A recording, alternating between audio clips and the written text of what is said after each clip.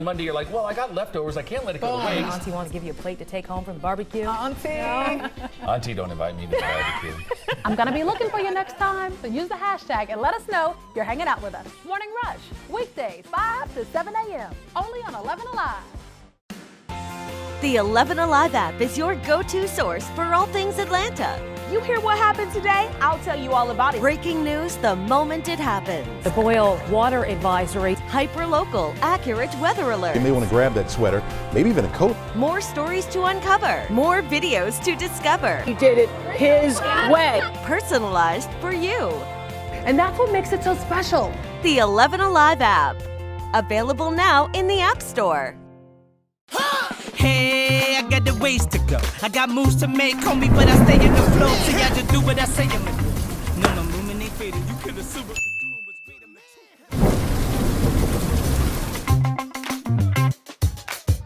Oh, and so I was saying, there is always something filming here in Atlanta. From movies to TV shows, you name it. And so the A Scene keeps up with all of it for you. Casting calls, which big celebrities are in town, what's filming, and if it's in your neighborhood. It's like an inside scoop. Oh, nice. But you know, I really wish you would have told us we were filming this today. Ooh, did I not text you? All right. It's in my drafts. That's my bad.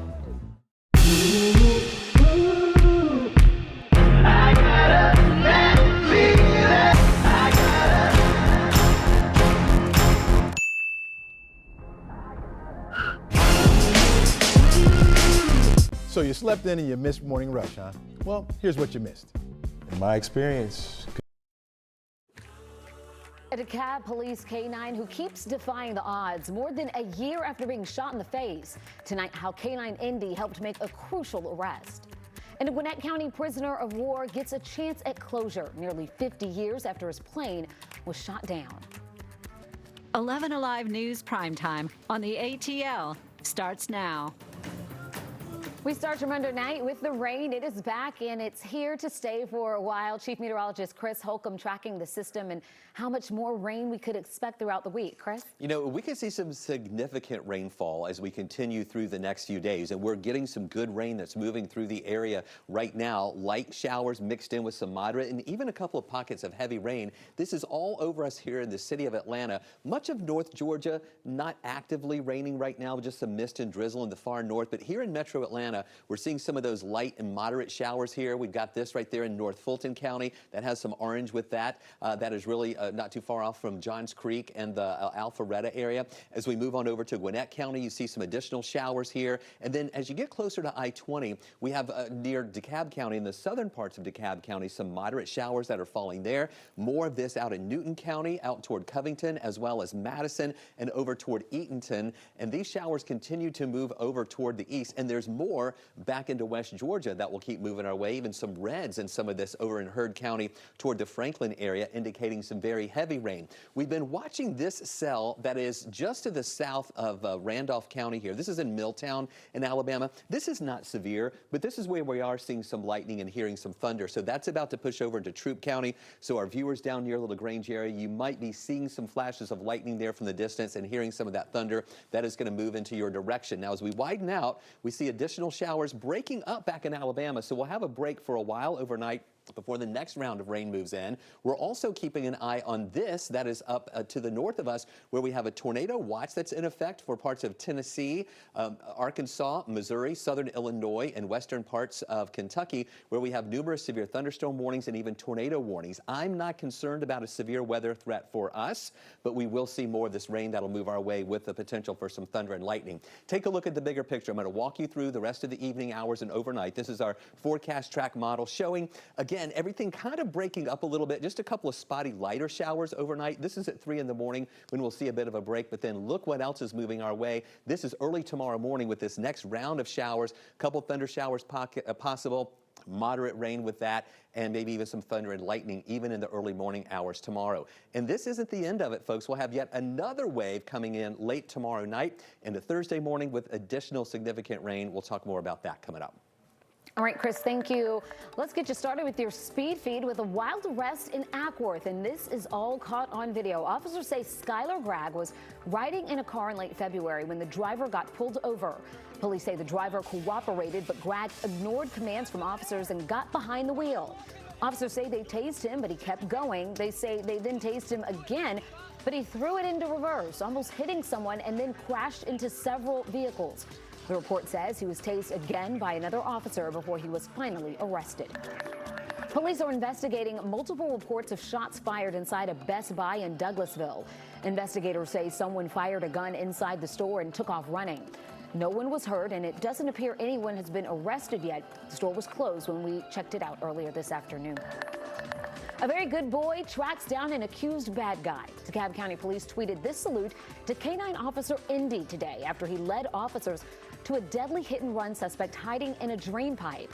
Police say 34-year-old Kinsey Flagg was driving north on Moreland late Sunday night when he hit another car, killing the driver.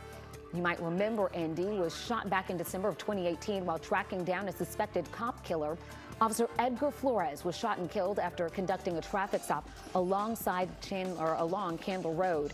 When Indy found the shooter hiding in a pile of tires, the suspect shot him in the face. Officers returned fire, killing the suspect. Indy lost his right eye, but returned to work just 3 months later. 11Alive's Chanu Her is working on this story for you tonight, coming up on Primetime at 9. Tonight, we are committed to bringing you the very latest information when it comes to the coronavirus. Delta is waiving change fees for all international travel due to the coronavirus and its concerns. And this will be for flights through March 31st to any international destination. And now to the facts. 6 people have now died from coronavirus in the United States, all of them in Washington state. According to NBC News, the president will be at the CDC here in Atlanta this week to discuss the country's response to the outbreak. As of today, NBC is reporting more than 100 confirmed cases in 14 states. Many of you keep asking us about possible cases in Georgia, but we do want to be clear we have checked repeatedly with the Georgia Department of Public Health, and there are no confirmed cases here. Still, the virus is spreading in other parts of the United States and around the world. 61 countries now have reported possible cases, according to the World Health Organization.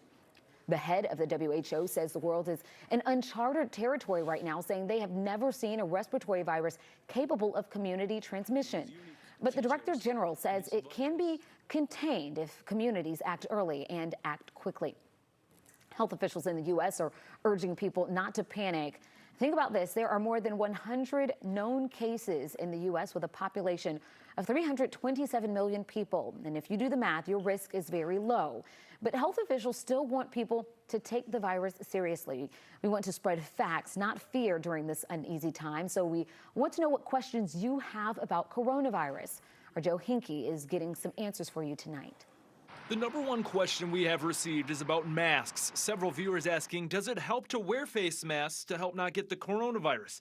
With empty shelves today in an Atlanta area Home Depot, a company spokeswoman tells 11Alive demand is up nationwide for masks, and they are working to replenish stock ASAP. The U.S. Surgeon General, though, tweeting, seriously, people, stop buying masks. They're not effective in preventing the general public from catching coronavirus, but if healthcare providers cannot get them to care for sick patients, it puts them and our communities at risk. 11Alive medical analyst Dr. Sujatha Reddy. Masks can be recommended to people who have symptoms to protect the people around them. Right now, you're probably still more vulnerable to the influenza or flu virus than you are to COVID-19. The CDC instead recommending avoiding sick people, staying home if you're sick, washing hands for at least 20 seconds with soap and water, and disinfecting frequently touched objects, which leads to this viewer's question, what type of disinfectant will kill the virus? Standard household disinfectants that we use all the time to kill bacteria and germs should work against the coronavirus. Other viewers are asking, when will a vaccine be ready? Both the CDC and National Institute of Allergy and Infectious Diseases confirm a vaccine is in development with trials already underway, but a usable vaccine is at least a year away. The president and his cabinet met with pharmaceutical companies today to discuss how to speed up the timeline. Right now, there are no proven treatments. Should cruises be avoided at this time? Can I travel to fill in the blank? The U.S. Department of State released advisories for 8 locations, including the highest travel advisory, a do not travel warning for China and Iran. Well, travel to South Korea, Italy, and Mongolia should be reconsidered, and cruises to or in Asia should be avoided. Dr. Reddy says whether or not to travel abroad to other locations is hard to answer as new cases are diagnosed in more countries. Where you're traveling to, while it may be okay right now, in your week or 10-day trip, it may change. Well, all of these questions came from those of you who texted us, and we want to hear what else you would like to know about coronavirus. You can text your questions to the number you see there on your screen. Again, please text, don't call this number. It's 404-873-9114. A big rebound on Wall Street today. Stocks surged with the Dow gaining nearly 1,300 points, making today its best day in more than a decade. It's helping erase some of the massive decline we saw just last week amid fears over the coronavirus. But the concern is still there, especially for small businesses. Andy Tamburino owns Selenia's in Lawrenceville, and he helps fix broken electronics. He says he was recently told the factories that create parts for iPhones are shut down because of coronavirus, and the date to get the parts that he needs keep getting pushed back. People don't think about it, and they don't even take an idea. It's like, oh, you know, people in China are getting sick. Oh, that's really scary. But if I don't have what I need to supply my clients, you know, I have to eventually turn business away. 29 of Apple's 42 retail stores in China have reopened, but many still have limited hours after Apple closed all of its stores and corporate offices in China out of an abundance of caution. According to NBC News, up to 70% of inventory for stores like Wayfair and Best Buy comes from China. There's still concerns they could be impacted by supply chain shortages. Now, we have an entire special section with everything that you need to know about coronavirus on 11alive.com. There you can learn more about the symptoms and how long it typically takes to get over the virus. It was the first day of early voting here in Georgia and the first big test for the state's new voting machines. We are where Atlanta speaks, and we wanted to hear directly from you about how it went. Caitlin Ross spoke to people who tried them out for the first time. It's scaring a lot of folks away because of these new machines, but it's very simple. 1, 2, 3. It went pretty smooth. Actually, I think I like it better than the process we had prior. It's great. It's easy, and it takes no time, and I suggest get out and vote. It does review what you did do on the piece of paper, which is nice. I think that was the key concern that we've seen in the past. So it is very small print, probably, so bring your reading glasses. I'm a super voter, and I came to vote, cast my vote, because it's a privilege and an honor to be a voter. Well, Georgia's primary will be held Tuesday, March 24th. Some people asked us what happens if you vote early and then your candidate drops out, since we've seen 3 Democratic presidential candidates leave the race since Saturday. The League of Women Voters says you're out of luck until November, when you would vote in the general election for whichever candidate gets the nomination. We have a full election guide that can help answer questions that you have about Georgia's presidential primary. You can find it in the As Seen on TV section of the 11Alive app. So to come, the numbers keep going down. How the latest Democratic presidential candidate to drop out will impact tomorrow's Super Tuesday. And don't forget, we are streaming right now live on the 11Alive YouTube channel. You can subscribe and join in on the conversation in the community section. There's more 11Alive news in primetime after the break.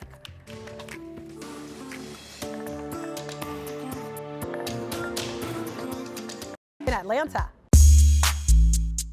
The Outcast mural is one of Atlanta's newest hotspots. Created by the artist Jex, people flock from all over the world just to get a shot of these 2 hip-hop legends.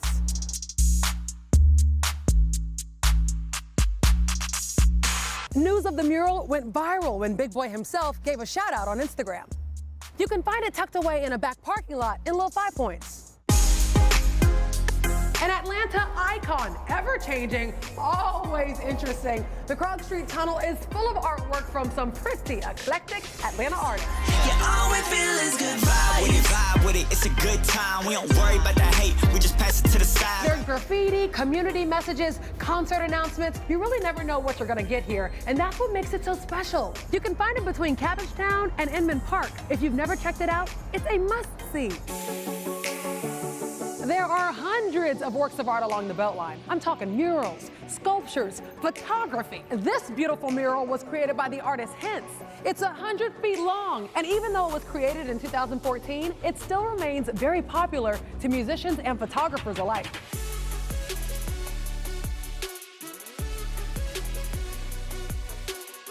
You can find it on the East Side Trail under Virginia Avenue. So let me know what you think. It doesn't have to be street art. Maybe your favorite spot is down the street from your home or a great view. Connect with me on Facebook and Instagram and share your favorite Instagram spots in Atlanta. And come hang out with me on Morning Rush, weekdays 5 to 7 a.m. on 11Alive. Televised newscast not enough for you? Get even more at 11Alive's YouTube.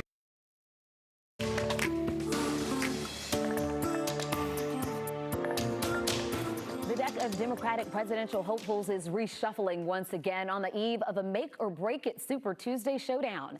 Senator Amy Klobuchar ended her bid today, one day after former South Bend Mayor Pete Buttigieg called it quits. It's opening a path for former Vice President Joe Biden, who is trying to ride the success of his weekend win in South Carolina.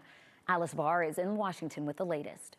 Joe Biden riding a wave of momentum today, effectively seizing the party's moderate lane in a sharp turnaround, just a week after his candidacy seemed in danger of stalling. I am very much alive because of you. Former rivals Amy Klobuchar and Pete Buttigieg both set to endorse the former vice president tonight after dropping out of the race within 24 hours of each other. I will do everything in my power to ensure that we have a new Democratic president come January. Buttigieg claimed a narrow victory in the Iowa caucuses, but both he and Klobuchar failed to gain traction with the critical African-American vote. That group key to Biden's success in his resounding victory in South Carolina this weekend. We won every single solitary election district. Biden now hoping to keep the energy going through Super Tuesday tomorrow, when 14 states will vote, including some of the biggest like California and Texas. With hundreds of delegates at stake, the other candidates need to make a bold move to keep frontrunner Bernie Sanders from walking away with an insurmountable lead. There is a massive effort trying to stop Bernie Sanders. That's not a secret to anybody in this room. Elizabeth Warren is still fighting for a breakout moment, her home state of Massachusetts among those voting tomorrow.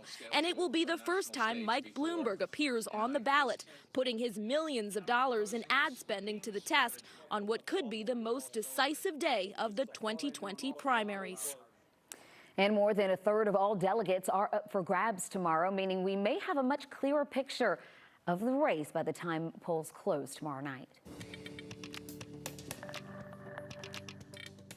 I'm meteorologist Chris Holcomb from the 11Alive Storm Trackers. It's a soggy day out there. It's also a soggy night that we're going to be dealing with tonight. We're seeing some breaks on the north side. In North Georgia, not as much rain there, but once you get into parts of Cherokee County, North Fulton County, we're seeing a few showers. Some of these have some moderate rain with them, like this one right there, south of Canton in Cherokee County, right there just to the east of 575 near Allatoona Lake, near Woodstock, where we have some of that more moderate rain that's moving through. Also in North Fulton, back into southern Forsyth County. In Gwinnett County, we're seeing some spots of some pretty good moderate rain moving in, mixed in with some light rain as well. I want to take you down, though, on the south side. This is where we have a better coverage of this rain. Also over to the east of us in Walton County, Morgan County, over into Putnam County, Jasper County, Newton County as well. Some of these more moderate showers, Henry County. And then over here to the south and west, we mentioned this earlier, down near Lagrange, we've been watching this cell that's coming out of Alabama. This is south of Randolph County, south of Roanoke, about to cross over the line into Lagrange,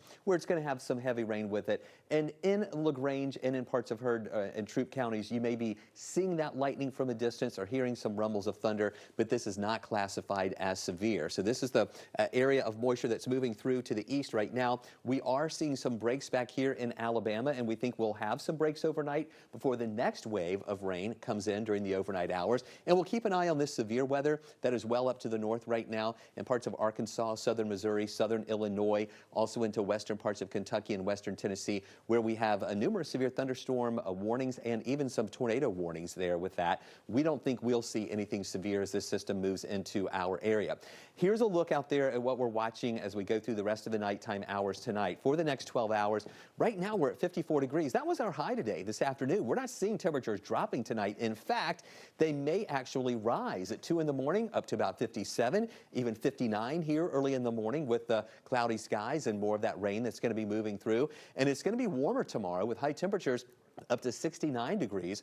On our scale from 1 to 11, where an 11 is a perfect day, we're going to give that a 5. Here's the rain that is over us right now. That's going to keep moving on off to the east, and we'll see some breaks overnight. Then, tomorrow morning at 7, a few showers in North Georgia, breaks here in Atlanta, and then that better coverage of rain back into Alabama. That's going to continue moving through during the morning hours tomorrow. Pockets of heavy rain, maybe some rumbles of thunder, flashes of lightning.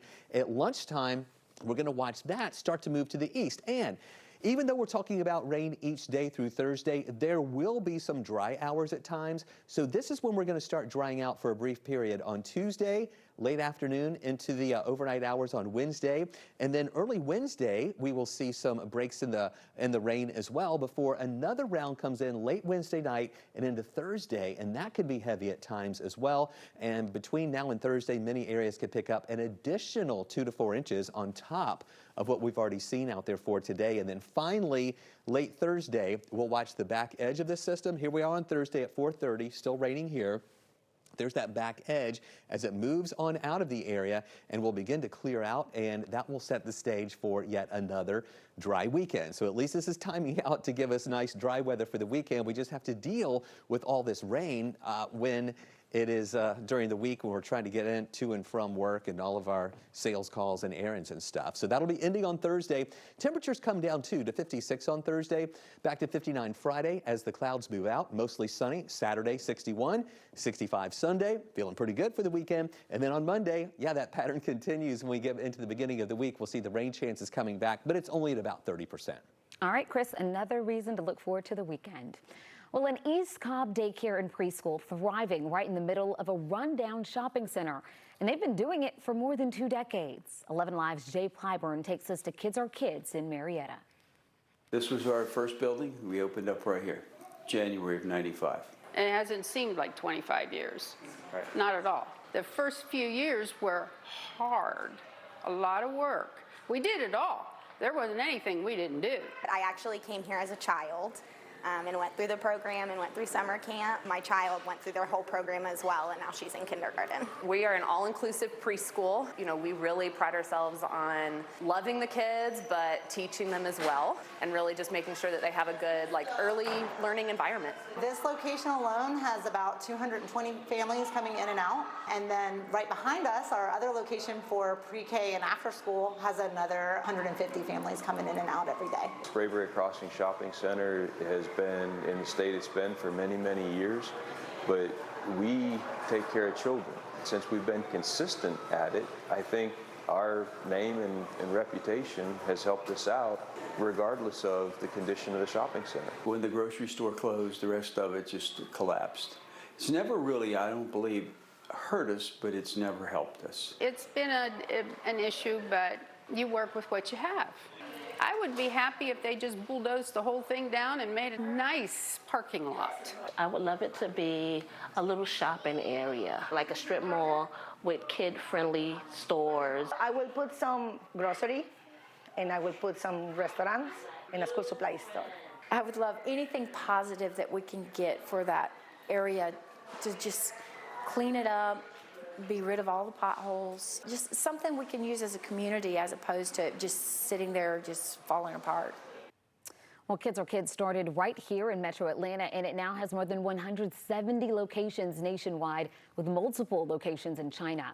For more on their history, you can visit myeastcobbnews.com. Next, Vanessa Bryant responds after sheriff's deputies are accused of sharing graphic photos of the crash that killed Kobe Bryant and their daughter. From some pretty eclectic Atlanta artists. Yeah, all we feel is good vibes. When you vibe with it, it's a good time. We don't worry about the hate, we just pass it to the side. There's graffiti, community messages, concert announcements. You really never know what you're gonna get here, and that's what makes it so special. You can find it between Cabbagetown and Inman Park. If you've never checked it out, it's a must-see. There are hundreds of works of art along the Beltline. I'm talking murals, sculptures, photography. This beautiful mural was created by the artist Hence. It's 100 feet long, and even though it was created in 2014, it still remains very popular to musicians and photographers alike.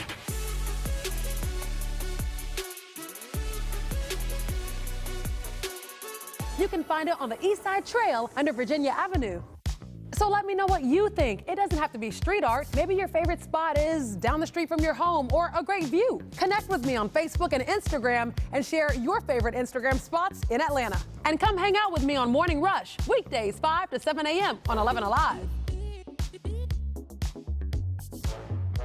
Televised newscasts not enough for you? Get even more at 11Alive's YouTube channel, where you'll find uncut interviews, extended body cam footage, live streams of Atlanta's biggest trials, and more. Subscribe to 11Alive today. I haven't seen you in a while. Where you been? It looks like fun. They are fun. And they're convenient. But they're being dumped everywhere. 5,000 scooters at one time active throughout the city. I enjoy them myself. They're fun. There's got to be some regulations. I just feel like we have to evolve with the times, though. They're not going anywhere. They shouldn't go anywhere. It's a new way of transporting. We have to evolve. I'm going to be looking for you next time, so use the hashtag and let us know you're hanging out with us. Morning Rush, weekdays 5 to 7 a.m.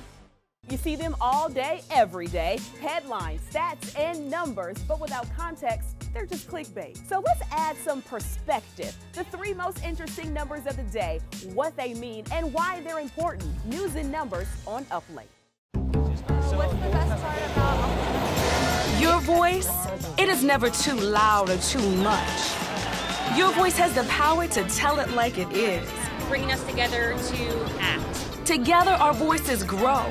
Together, we come alive, amplifying voices and breaking down barriers to change the story and shape the future. The LA County Sheriff's Office is investigating some of its own deputies. They're accused of taking photos of the crash site where Kobe Bryant and his daughter Gianna and 7 others were killed, and then sharing them with other officers. NBC's Morgan Radford has more on the investigation and response from Vanessa Bryant. My baby girl. Vanessa Bryant is absolutely devastated by allegations that sheriff's deputies shared photos from the helicopter crash site, according to a statement from her attorneys. Calling the actions inexcusable and deplorable, Bryant's attorneys wrote, "We are demanding that those responsible for these alleged actions face the harshest possible discipline." I was just horrified. At the time of the crash, I spoke with all 3 families that were there present at Lost Hill Station, and I witnessed firsthand the pain they went through. LA County Sheriff Alex Villanueva says first responders worked hard to secure the accident scene from paparazzi and from the public. To be betrayed by one of our own is disheartening, really. The Sheriff's Department says 8 deputies have been identified for investigation, and the offending images have been deleted from their phones. So far, those photos have not turned up on the internet. Over the years, law enforcement agencies in LA have struggled with the unauthorized use of evidence involving celebrities, such as Mel Gibson's infamous drunk driving arrest, and the leaked photo of Rihanna after she was beaten by Chris Brown, which led to the firing of an LAPD officer. Babe, you take care of our Gigi. And I got Nani, BB, and Coco. We're still the best team. A week after Kobe and Gianna's memorial, with the city still in mourning, the sheriff says he's committed to protecting the dignity of victims' families. We're redoing the entire policies, and we're creating new ones that are very specific, including a penalty of discharge for a violation of these policies. In her statement, Vanessa Bryant thanked the individual who filed the complaint for what she called the choice to protect human dignity.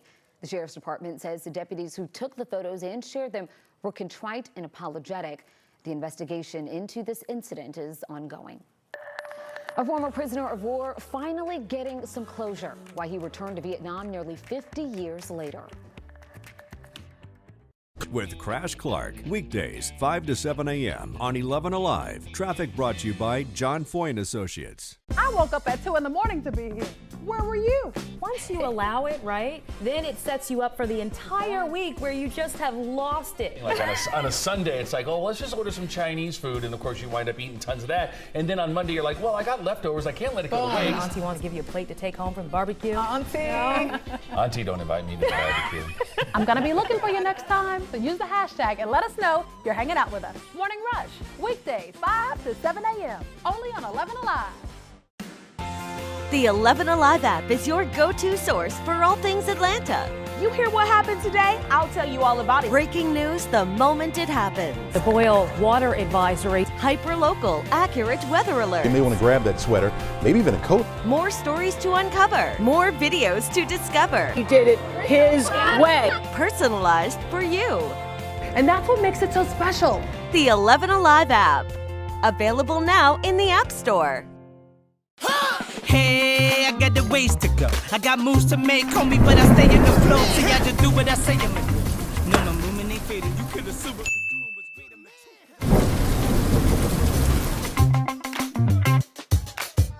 Oh, and so I was saying, there is always something filming here in Atlanta. From movies to TV shows, you name it.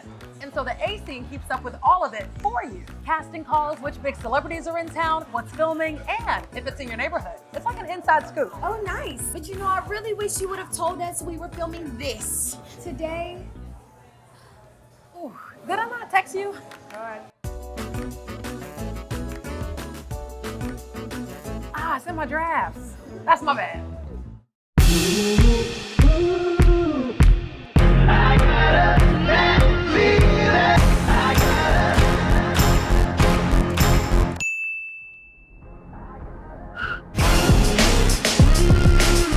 So you slept in and you missed morning rush, huh? Well, here's what you missed. In my experience, good guys do finish last. I consider myself a nice guy. I've got the most beautiful woman in the world in my eyes. You're a nice guy too, Yeah. Jeff. I'm saying in my experience, when growing up, good guys didn't finish. Somebody broke his heart somewhere along the line. We're here every weekday morning, so come on, hang out with us. Morning Rush, weekdays, 5 to 7 a.m., only on 11Alive. Televised newscasts not enough for you? Get even more at 11Alive's YouTube channel, where you'll find uncut interviews, extended body cam footage, live streams of Atlanta's biggest trials, and more. Subscribe to 11Alive today. You didn't get my text? The whole crew got together for coffee this morning. I'm learning the taste of water, because I'm sugary. Yeah.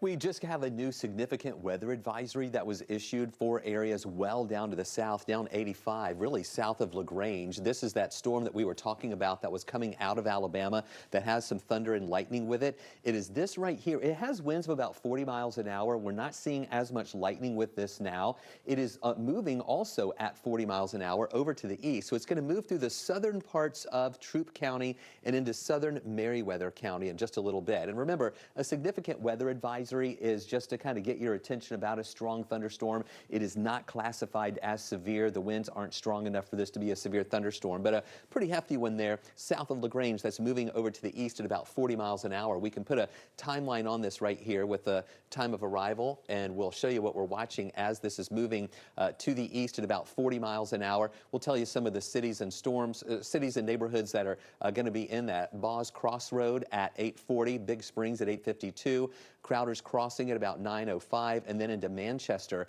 at about 9:15 if it holds together. We think it's going to weaken a little more as it moves in. Elsewhere, south of the city, we still have some good moderate to heavy rain, not really seeing any thunder and lightning with that. And then on the north side, not as much rain moving through. We're going to see some breaks back into Alabama, and we'll see some of those showers that'll let up a little bit in our area. And then watching that severe weather threat with this tornado watch in effect right here in parts of Arkansas, Missouri, western Tennessee, western parts of Kentucky as well. Let's take a look at the severe weather threat for tonight. It's mainly in those areas out to the west where you see that yellow. That is the slight risk or level 2 of 5 risk. And then the green color or the marginal risk does extend into northwest Georgia, but we really think those storms will weaken by the time they move into our area. We have a second wave of rain coming in tomorrow. That'll give areas south of Atlanta the potential for that level 1 or marginal risk for maybe a couple of isolated stronger storms. I really think most of that will be more into Alabama and also into southern parts of Mississippi. Stay with us. We have additional waves of rain that are moving our way that will give us mainly a potential for some flooding threats later on. We'll talk more about that coming up.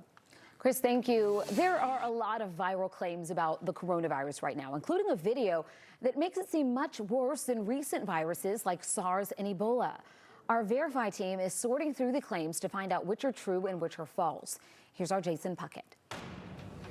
A viral video clip comparing the current coronavirus strain to viruses like SARS, MERS, Ebola, and the swine flu seems to show the coronavirus is way worse. It starts all the viruses at day 1, and the lines go up as more people are infected. Around day 20, SARS is way above the rest, about 1,500 infected. But then, in the next 20 days, the coronavirus takes off, all the way to 43,000 infected on day 42. This is frightening, especially without context. We think of SARS and swine flu as being bad, but a glance at this would make the coronavirus appear far more severe. So is it true? We're verifying. Our sources, the CDC and the WHO, along with a few scientific studies. First off, the numbers are accurate. WHO numbers do show about 43,000 people were infected on February 11th, which is 42 days after they first started counting. We're now much higher, by the way, past 80,000 worldwide. We also checked the numbers for SARS, MERS, swine flu, and Ebola. These charts accurately reflect the data from the CDC and WHO. What does that mean? Simply, the chart is accurate. The current coronavirus is infecting more people at a faster rate than any of those other viruses. But this video is missing important context. We tracked down the original source, a 10-minute YouTube video, not a 40-second clip. If you play beyond the viral clip, you'll see that as you get into the hundreds of days, swine flu takes over and eventually gets up to 60 million infected worldwide. This video was actually trying to show that coronavirus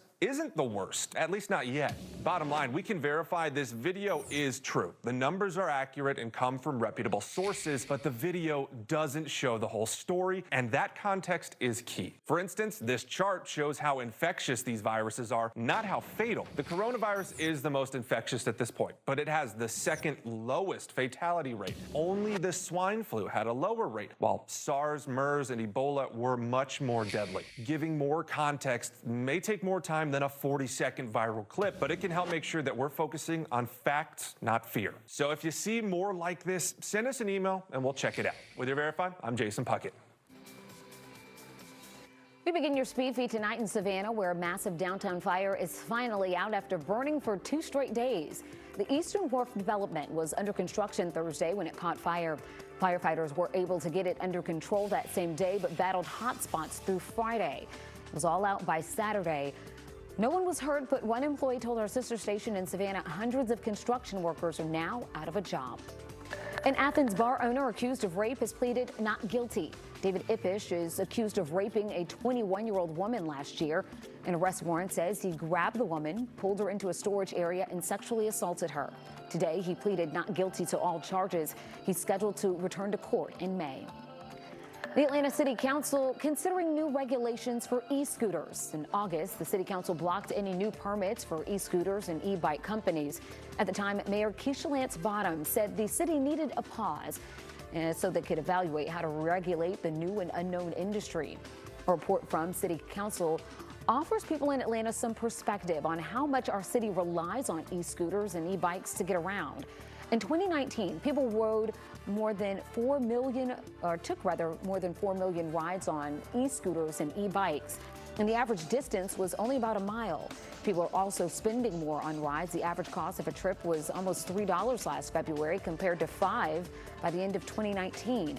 Finally, when it comes to safety, there were more than 440 crashes involving e-scooters and e-bikes, and 4 of them resulted in deaths. Of the almost 3 million Americans who served in Vietnam, a Gwinnett County veteran has an amazing story of survival. He was shot down and taken as a prisoner of war. Matt Pearl shows us how the veteran got an opportunity for closure nearly 50 years later. In one photo, James Williams sees what seemed unthinkable. A man of his color with the stance of a survivor, the blue jacket representing his HBCU alma mater, and the full-toothed smile in a place that still brings nightmares. Me going back to a place where I spent almost a year locked up, you know, I was a little hesitant about that. Today, James lives in Norcross. His man cave houses mementos from 5 decades earlier, an Air Force captain taken as a prisoner of war in Vietnam. Where they were putting me on display, because I'm sure a lot of them back up in the jungle, I hadn't seen a black guy, especially a pilot.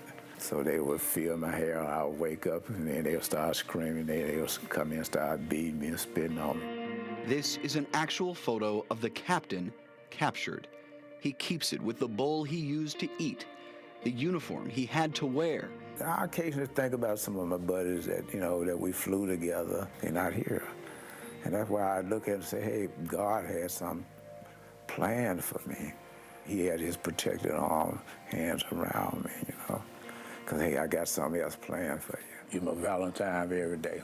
James is retired now. This past fall, a group called Valor Administration offered James the chance to go back to Vietnam. They called me up and said, hey, Colonel, we are planning a trip to Vietnam, and we'd like for you to be our guest to go back with us.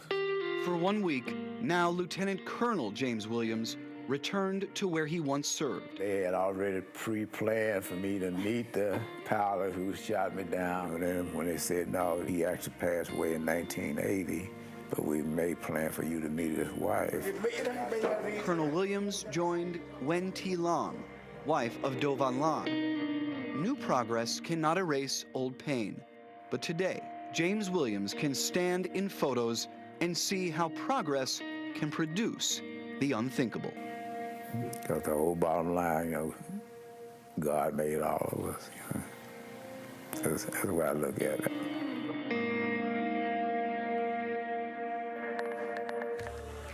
Still to come in primetime, his business prowess catapulted General Electric to becoming the most valuable company in the world. And today, the world is remembering Jack Welch. Take a look back at his life and legacy.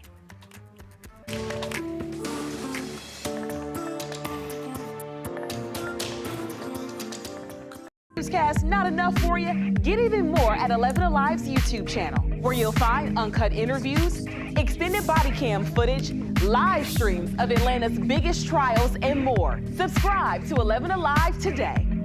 You didn't get my text? The whole crew got together for coffee this morning. I'm learning the taste of water because I'm sugary. Yeah. Right. About that. Well, reward would be Slimming down. Okay. Yes. right? Okay. Yeah, a little water in my cup. And beautiful skin.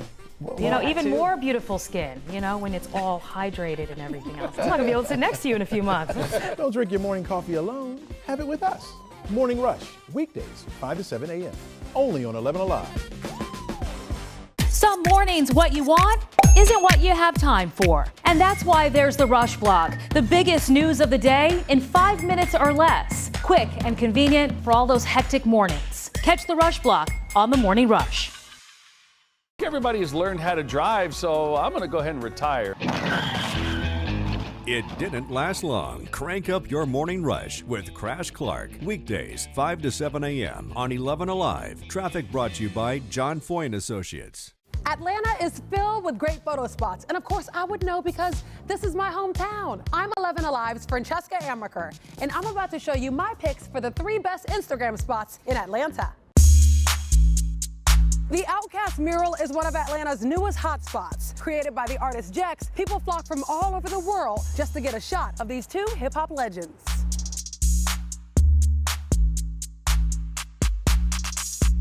News of the mural went viral when Big Boy himself gave a shout-out on Instagram. You can find it tucked away in a back parking lot in Little 5 Points.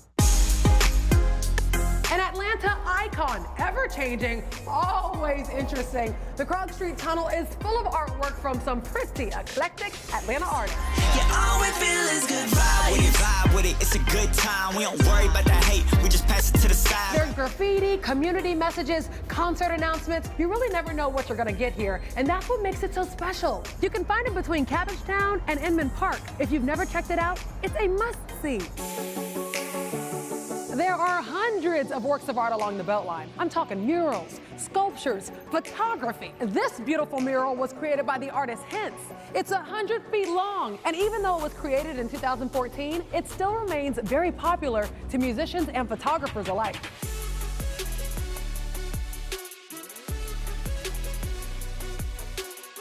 You can find it on the East Side Trail under Virginia Avenue. So let me know what you think. It doesn't have to be street art. Maybe your favorite spot is down the street from your home or a great view. Connect with me on Facebook and Instagram and share your favorite Instagram spots in Atlanta. And come hang out with me on Morning Rush, weekdays 5 to 7 a.m.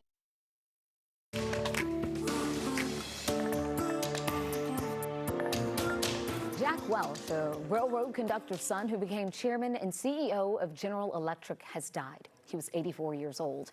Welch led the company for 2 decades, growing its market value from $12 billion to $410 billion. His death announced today by his wife, Susie. NBC's Jolene Kent looks back at his life and legacy. He's been called one of the most admired businessmen in history. My name is Jack Welch. I'm Chairman and Chief Executive Officer of General Electric. Born in 1935 to a working-class family in Massachusetts, Jack Welch would go on to work at General Electric as a plastics engineer. He took reins of the manufacturing company and turned it into a global leader in finance, media, and high-tech healthcare. During his 20 years running the company, Jack Welch drove GE's value from $14 billion to more than $400 billion, a 4,000% increase. But he wasn't without critics. He was a hot-tempered guy. He had to rein some of that in. But when it came to profits, he wanted to be number one.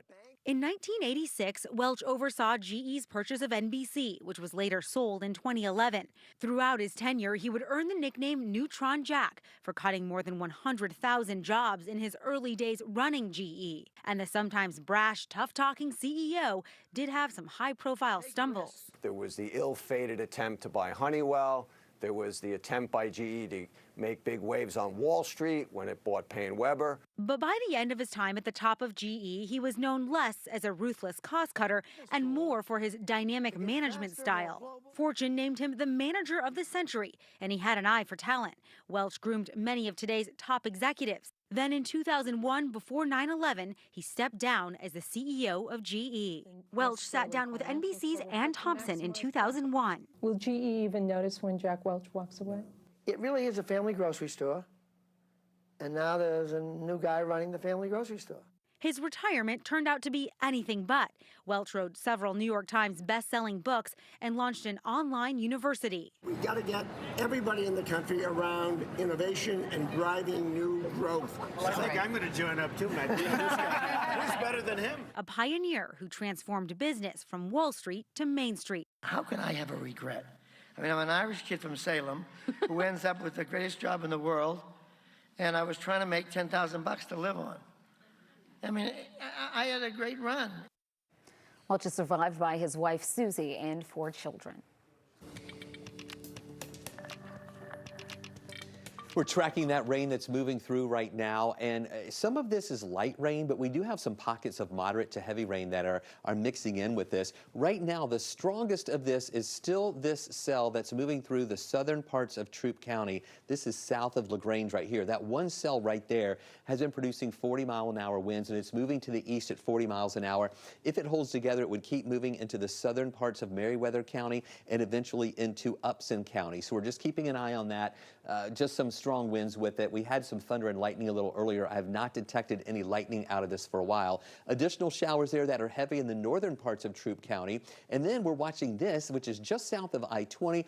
Pockets of moderate rain stretching from Coweta County through Fayette County, Henry County, also into parts of Butts County, Jasper County, Putnam County, Morgan County, Walton County, on up into parts of Barrow County as well, where we have these areas of moderate rain. And then north of the city, it tapers off somewhat. There are a lot of you in North Georgia aren't seeing as much action. We just have some of these scattered showers in North Fulton, southern Cherokee, Forsyth County near Lake Lanier, southern Hall County, and on over to Jackson County as well. So we'll keep an eye on that as it moves on through. We're seeing breaks back in Alabama, still a couple of scattered showers there, and that's what we'll be dealing with tonight, just some off and on showers. And then also keeping an eye on this tornado watch that is in effect for parts of western Tennessee, western Kentucky, southern Illinois, southern parts of Missouri, and northern Arkansas. That's where we're seeing some strong storms developing with severe thunderstorm warnings, even some tornado warnings with that. That's not going to make it into our area tonight, though. We're not concerned about a severe weather threat here. Let me show you what we're watching as we go through the rest of the nighttime hours. This is a live look down in Coweta County. This is where we showed you where we have some rain that's coming down right now. not particularly heavy, but as you can see, the roads are wet and it just looks very soggy down in Coweta County. This is that one area of rain that's moving through tonight. We will see some breaks tonight at times, just kind of scattered light showers. This is at 3 in the morning, and then maybe a few more breaks between 3 and 7. But then this is the next round of rain that's going to be coming in between 7 o'clock and 10 o'clock in the morning. Pockets of moderate to heavy rain, some rumbles of thunder, flashes of lightning will be moving through the area, and that's going to impact us tomorrow. And then after that, we'll get a bit of a break later tomorrow and into early on Wednesday. Temperatures tonight, instead of going down, they're actually going to start going up. By 3 o'clock, we'll be up to 57 compared to the 54 where we are now. In the morning, waking up to temperatures around 59 degrees. So it gets even warmer tomorrow afternoon, 69 for a high. On our scale from 1 to 11, where an 11 is a perfect day, we're going to give it a 5. It's going to be another soggy start, but we will see some breaks later in the day. Now, take a look at some of these rainfall amounts. With that rain coming through tomorrow, that could be heavy at times. It's going to give us an additional ½ inch to 1.5 inches here over much of the area. Everything that you see shaded here in blue. And then a little bit of a break Tuesday night into early on Wednesday, so not adding a lot more to that total until we get into Wednesday night into Thursday with another round of heavy rain. Everything turns purple here around metro Atlanta. That's indicating 1.5 to 2.5 inches of rain. The red colors east of the city and also south of the city indicating additional rainfall amounts of 2.5 to 4 inches of rain. That's pretty significant rainfall. As of right now, we don't have any flash flood advisories or watches or warnings out, but I wouldn't be surprised this week with that additional rain coming in if we see some of those flood advisories coming out. So here's your forecast for the rest of the daytime hours tomorrow. 69 for a high, rain early and then a break late Tuesday into early Wednesday, then another round of heavier rain Wednesday into Thursday. Again, a little thunder and lightning possible, but at this point we think the severe weather threat is going to stay to the south of us. Friday, we start clearing out. The sunshine returns and we dry out with a high of 59 degrees. And then Saturday, mostly sunny. Sunday, mostly sunny to partly cloudy. High temperatures up to 65. We're going to go with 10s on the wazometer for your weekend. And then once we get into the work week, that's when the rain chances come back. We've got about a 30% chance for showers on Monday with that high of around 66. All right, folks, you know what time it is. You see your screen. It is time for Monday's edition of the A Scene, and we are kicking off with the biggest, the hottest audition to hit Atlanta over the weekend. P. Diddy is back with a second round of his hit show, Making the Band, and here's a quick recap.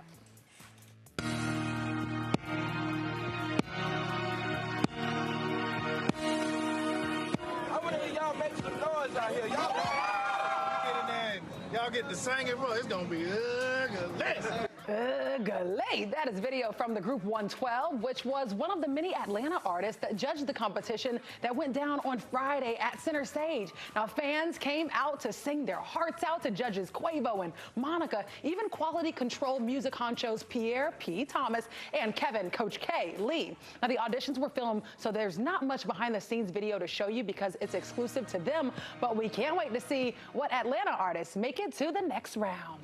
And our hearts go out to James Gunn, director of The Suicide Squad 2, which was filmed right here in Georgia. He not only took to Instagram to show us the final days of the movie's production right here with stars like Mei Ling and Jennifer Holland, but he also shared with us that this was one of the hardest and most fulfilling times in his life. In this Instagram post, he revealed that working on the film was emotionally challenging as his father died shortly before the production even began, and his dog passed away 2 weeks after or before the end. The upcoming American superhero film based on the DC Comics anti-superhero team Suicide Squad will hit theaters August 2021. So to come, a lawsuit alleges Georgia's new voting machines aren't private enough. Why one judge says that's not true. We're gonna get here, and that's what makes it so special. You can find it between Cabbagetown and Inman Park. If you've never checked it out, it's a must-see. There are hundreds of works of art along the Beltline. I'm talking murals, sculptures, photography. This beautiful mural was created by the artist Hence.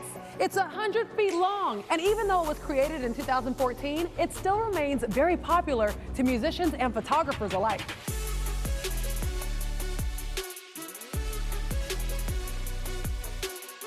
You can find it on the East Side Trail under Virginia Avenue. So let me know what you think. It doesn't have to be street art. Maybe your favorite spot is down the street from your home or a great view. Connect with me on Facebook and Instagram and share your favorite Instagram spots in Atlanta. And come hang out with me on Morning Rush, weekdays 5 to 7 a.m. on 11Alive.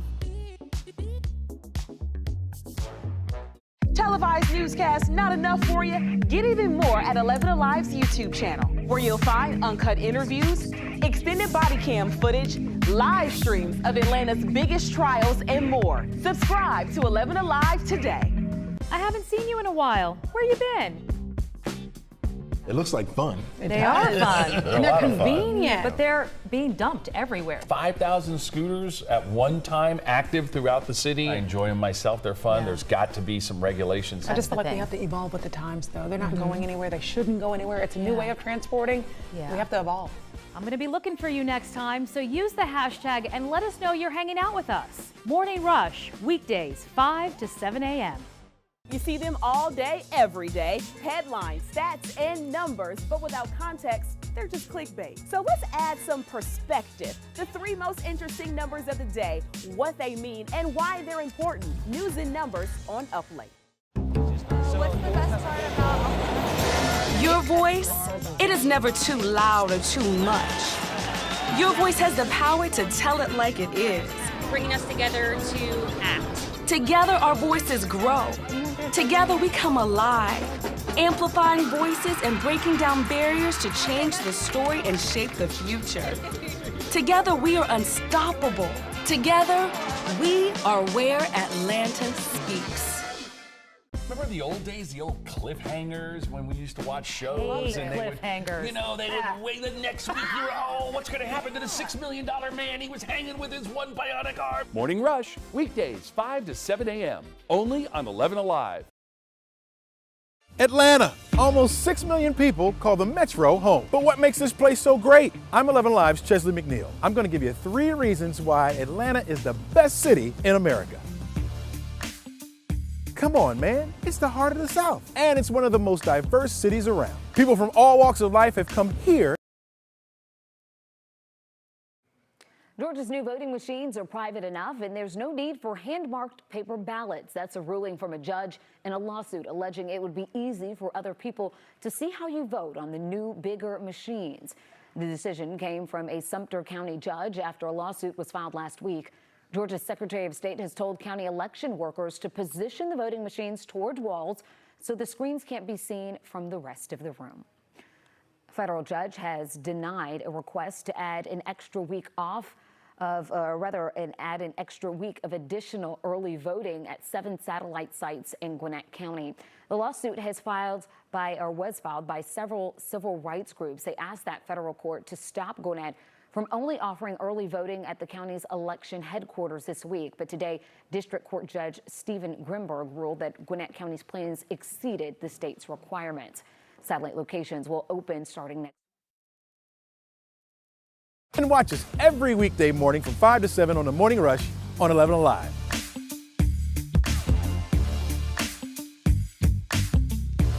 Televised newscast not enough for you? Get even more at 11Alive's YouTube channel, where you'll find uncut interviews, extended body cam footage, live streams of Atlanta's biggest trials, and more. Subscribe to 11Alive today.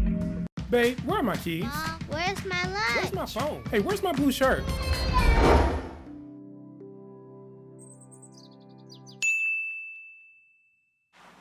Where's my pen?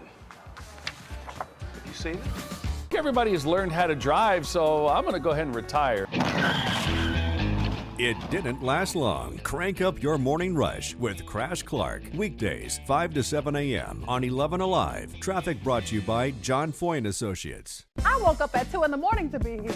Where were you? Once you allow it, right, then it sets you up for the entire week where you just have lost it. Like on a Sunday, it's like, oh, let's just order some Chinese food. And of course, you wind up eating tons of that. And then on Monday, you're like, well, I got leftovers. I can't let it go to waste. Auntie wants to give you a plate to take home from the barbecue. Auntie.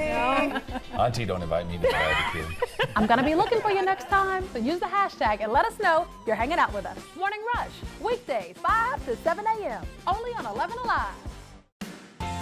The 11Alive app is your go-to source for all things Atlanta. You hear what happened today? I'll tell you all about it. Breaking news the moment it happens. The boil water advisory. Hyper-local, accurate weather alert. You may want to grab that sweater, maybe even a coat. More stories to uncover. More videos to discover. He did it his way. Personalized for you. And that's what makes it so special. The 11Alive app. Available now in the App Store.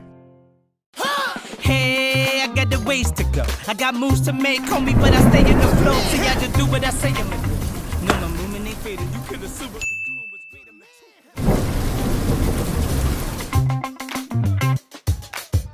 Oh, and so I was saying, there is always something filming here in Atlanta. From movies to TV shows, you name it. And so the A scene keeps up with all of it for you. Casting calls, which big celebrities are in town, what's filming, and if it's in your neighborhood. It's like an inside scoop. Oh, nice. But you know, I really wish you would have told us we were filming this today. Ooh, did I not text you? All right. Ah, it's in my drafts. That's my bad.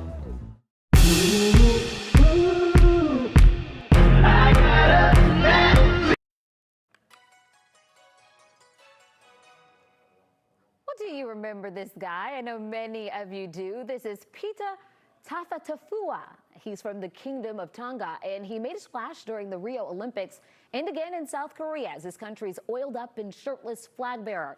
Well, today he announced he will be back for the Tokyo Games. He was qualified to compete in Taekwondo, but hopes to also qualify in sprint kayak. And if he does, he will be the first athlete in multiple sports at one Summer Games since 1992. A lot of folks talk about him all the time. I think he's become a highlight now of the opening ceremonies that we see. Yeah, he's got a lot of grease on him. That's a lot of grease on him, but he's got the body for it, don't you think? Well, aside from that, I'm not going to comment on that one. But usually, oh, yeah, that's right. He's an athlete as well. Well, yeah, so, but I think like usually oiling up kind of helps you stay warm. I mean, he was in the Winter Olympics, so. I don't know. It wouldn't work for me. I'd just rather keep my shirt on. It'd be better for everyone involved. Okay. All right, thanks a lot, Jay Bell. It's almost 9 o'clock, and we have a lot coming up on Primetime News. A K-9 officer who battled back from a devastating injury helps make a crucial arrest while Indy is being hailed a hero tonight. And we know you got a lot of questions when it comes to the coronavirus coming up. We're giving you facts about symptoms, not fear, and whether you could be contagious even if you don't have a fever. 11Alive News Primetime on the ATL starts now. All right, we're going to begin tonight with rain. A lot of it is back and is here to stay for quite some time. Chief Meteorologist Chris Holcomb is tracking this system, and it's going to let us know how soggy it's going to be for the rest of the week. Yeah, we've got this rain that's over us now, and even more rain will be moving through our area. As you see my phone propped up here on the side, this is where I'm doing a Facebook Live right now. We have just under 200 people who are on right now. A lot of folks who are just tuning in right now at the top of the hour saying hello. Cindy Lambert says, rain, rain, go away. I think that's the wish for a lot of people right now, as it is still just very soggy. Let me show you what we're watching out there right now. It is raining, not a lot over far north Georgia, but as you can see here in metro Atlanta, we see some areas of moderate rain, light rain, some moderate stuff on the west side. Really, the heaviest activity has been south of I-20. We're keeping an eye on this system in parts of Troup County right now. That was a strong thunderstorm with 40-mile-an-hour winds south of Lagrange. That's going to move into Meriwether County and eventually into Upson County if that holds together in a little while. Additional moderate rain showers here just south of I-20, and that's all moving over to the east. We also have some breaks back into Alabama with just scattered showers. That's what we'll be expecting here tonight, as well as severe weather with a tornado watch in effect for parts of Missouri, Arkansas, western Tennessee, western parts of Kentucky, and southern Illinois. We're not concerned about that severe weather risk that's going to be coming our way. Take a look at the bigger picture. Let me show you what we're watching out there tonight. This is our future radar that is showing us what to expect as we go through the rest of the nighttime hours tonight. Yeah, we will still have some scattered showers that will roll through the area tonight. But then, as you can see here, that's going to break just a little bit, and then we're going to be watching this next round of rain, the potential for some thunderstorms with that and some pockets of heavy rain moving in early in the morning. This is how it's going to look at 10 o'clock. So we have these waves of rain that'll move our way. Once this one moves out tomorrow, we'll have a break for a while, But then there's yet another wave of rain that'll move our way that will give us some significant rainfall in some spots. Stay with us. We'll take a closer look at that and let you know when we'll finally see some sunshine. More on that in just a few minutes. All right, Chris, we'll see in a couple of minutes. A DeKalb County K-9 officer is credited with getting another bad guy off the streets. This is the same K-9 officer shot in the face a little more than a year ago, losing an eye. It's one of our top stories on 11alive.com. As Chanu Hurd reports, he's had a long road to recovery and is still making an impact on the streets. DeKalb County police say 34-year-old Kenzie Flagg hit another car at the intersection of Moreland Avenue and Eastland Road Sunday night and left the scene. Not long after, K-9 Indy tracked Flagg and found him hiding in a drainage pipe nearby. They believe alcohol is a factor, and Flagg is facing a number of charges, including vehicular homicide. For K-9 Indy, he went to the left, picked up odor, and was on it. This comes after a suspect shot him in the face in December of 2018, putting his career in jeopardy. The man who shot Indy also shot and killed Officer Edgar Flores moments before, following a traffic stop. Officers who know Indy say he never quit, not even after losing his right eye. He was released from the hospital only 48 hours after being shot. 3 months later, he was back on the job. Inspiring. I mean, I tell people all the time, if it was me that was shot, I would still be recovering. And police say this case shows he still has it. Having one eye hasn't slowed K-9 Indy down at all. Man, what a tough K-9 there. K-9 Indy has been on the force for more than 6 years now after being cleared to go back to work last March. His handler made it clear that Indy will retire on his own terms. All right, folks, as you know, tonight we are committed to bring you the very latest information when it comes to the coronavirus. Delta is now waiving change fees for all international travel because of the coronavirus concerns. This is to any international destination through March 31st. 4 people have died in the United States because of the virus as the number of cases outside of China continues to grow. Right now, there are no confirmed cases here in the state of Georgia. According to NBC News, President Donald Trump will be in Atlanta later on this week, meeting with CDC officials about the country's response. Meanwhile, NBC News has confirmed there are more than 100 cases of coronavirus in 14 states here in the United States. Some cases are from overseas travel and people who arrived from Wuhan, China, and the Diamond Princess cruise ship in Japan. But we're also now seeing a growing number of cases where the virus has spread person to person here in the United States. And a big day for Wall Street. The Dow surged nearly 1,300 points today, bouncing back from the coronavirus scare last week with its biggest single-day gain since 2009. Health officials in the United States are urging people not to panic. Don't panic about this right now. Think about this. There are more than 100 known cases here in the United States with a population of 327 million people. So if you do the math here, your risk is very low. But health officials still want people to take the virus seriously. We're going to continue to receive your questions about the coronavirus to spread facts, not fear. We're working to bring you those answers. Joe Hinkie is looking at some of the top questions so far. How does coronavirus affect children and pets? The CDC reports the virus appears to be spreading person to person, and 11Alive medical analyst Dr. Sujatha Reddy says there is no evidence of domesticated animals catching the virus. And surprisingly, so far, based on what we're seeing, children seem to be somewhat protected from the coronavirus. Does no fever mean you are not contagious? Coronavirus comes with a list of symptoms, many appearing similar to the flu. Common screenings at airports and doctors' offices also include a temperature check. But what does it mean if you do not have a high fever? Not having a fever does not mean the person was not contagious. So you can transmit the virus if you have no symptoms. What should you do if you think you have coronavirus? Last week, Governor Brian Kemp said any cases of coronavirus in Georgia will be handled by the Georgia Health Department in coordination with county health departments and hospitals. Dr. Reddy says if you believe you have symptoms of coronavirus, the CDC advises you wear a mask to prevent further spreading the virus and then pick up the phone before leaving home. I would call ahead either your doctor's office or a clinic urgent care emergency room and let them know and make sure that they're able to handle your symptoms. Medical staff you talk with should then be able to further advise you on how to proceed. I know that COVID-19 is airborne from person to person. Does that mean that it is passed on through packages, suitcases, etc.? As far as we know, the COVID-19 virus is spread through droplets or from person to person. Right now, our best information is that the virus may live on a dry surface for a few hours. The CDC agrees, reporting the virus struggles to survive on surfaces, meaning there is a very low risk for the virus spreading from packaging or other items, especially if shipped over several days.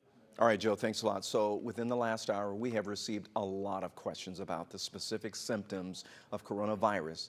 It's like the flu, fever, cough, shortness of breath, and you can read a lot more about that on 11alive.com. You know, NBC News expects President Trump to issue an infectious disease emergency declaration. So what does all that mean? Well, under the Stanford Act, FEMA would be allowed to bring in extra money, supplies, and people to help in the United States with the coronavirus response. And that means FEMA could provide medical assistant teams, mobile hospitals, and military transports, among other aid. NBC is reporting that FEMA currently has about $34 billion in disaster relief funds. FEMA, which falls under the Homeland Security, is now coordinating its efforts with the Department of Health and Human Services, which oversees the CDC. Well, we have an entire section with everything you need to know about the coronavirus on our 11Alive app, including the latest advice on how to prepare and protect yourself. Well, the 2020 U.S. Senate election got real today at the state capitol as 4 candidates officially signed up for the 2 Senate races. They include Georgia's 2 sitting U.S. senators. 11Alive's Doug Richards has more. This is the week that political candidates show up here at the Capitol to get their names on the ballot for the May primary. That U.S. Senate race is the state headliner. Apart from that one national race, I did not see Donald Trump coming, but thank God, God sent him. Senator David Perdue's re-election effort had seemed all but eclipsed by the selection of Republican donor Kelly Loeffler to fill Georgia's other U.S. Senate seat. And then the challenge to her by Republican Congressman Doug Collins. Today begins a new day. I say bring it on. You can spend your millions, but we're going to have debates. In fact, let's have a lot of debates. Let's have it all over the state because ideas matter. The millions are Loeffler's, and after she and Collins officially qualified to run, she described the money as an investment. Well, I'm investing this race because I believe that you cannot put a price on freedom. I am running to win, and I will work so hard to earn every single vote that I get. Collins was in one part of the Capitol complex while Senator Loeffler was in another, apparently avoiding a face-to-face encounter in a building even more crowded than usual with Georgia politicians. Members of Congress like Republicans Jody Hice and Barry Loudermilk, and Democrats Lucy McBath and John Lewis were among the faces in the crowd. Senator Perdue was surrounded by supporters talking up his disdain for the Democrats running to take his seat. Right now, we have people who are going to run for the Senate in this state who will espouse the things that are being talked about at the presidential level right now that would absolutely destroy what we built here in Georgia. Teresa Tomlinson is among the Democrats angling for Perdue's seat. All those politicians and both of those U.S. Senate races, Tomlinson says, is a bit much for voters to absorb. It is very confusing for the voters out there, even those voters who are uber voters or super voters, the ones who show up no matter what with the different races. And so people are thoroughly confused. Democratic voters will make their choice in the May 19th primary, which is just 2.5 months from now. Collins and Loeffler will face off in a special election in November. All right, well, throughout this election year, 11Alive's Decision 2020 political team is focusing on the issues that matter to you the most. We're posting all those news stories all the time on the political section of 11alive.com.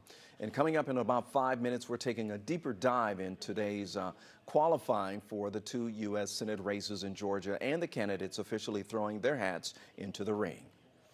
All right, straight ahead. State lawmakers are making time to debate Georgia's annual switch to daylight savings, how you could have a say in spring forward or not. Chief Meteorologist Chris Holcomb is live right now on Facebook taking all of your weather questions. You can join that conversation right now on his Facebook page. We're going to catch up with him right after the break. And don't forget, we're streaming live on 11Alive's YouTube channel. Subscribe, join the conversation in the community section. We got more 11Alive news prime time after the break.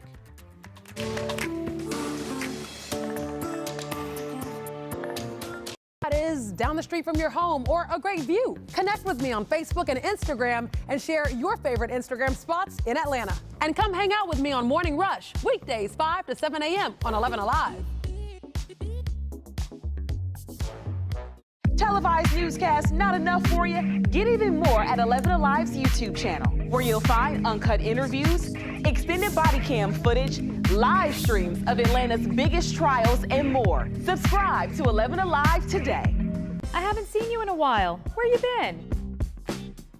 It looks like fun. They are fun. And they're convenient. But they're being dumped everywhere. 5,000 scooters at one time active throughout the city. I enjoy them myself. They're fun. There's got to be some regulations. I just feel like we have to evolve with the times, though. They're not going anywhere. They shouldn't go anywhere. It's a new way of transporting. We have to evolve.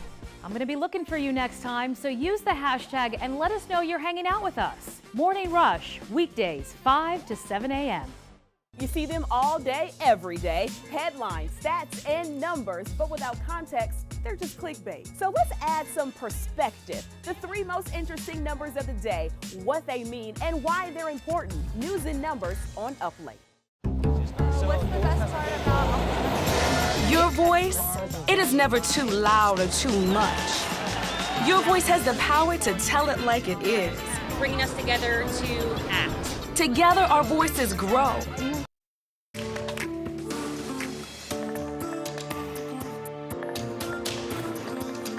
It was the first day of early voting in Georgia and a big test for the state's new voting machines. We are where Atlanta speaks, and we wanted to hear directly from you about how it all went. 11Alive's Caitlin Ross spoke with the people who tried them for the first time.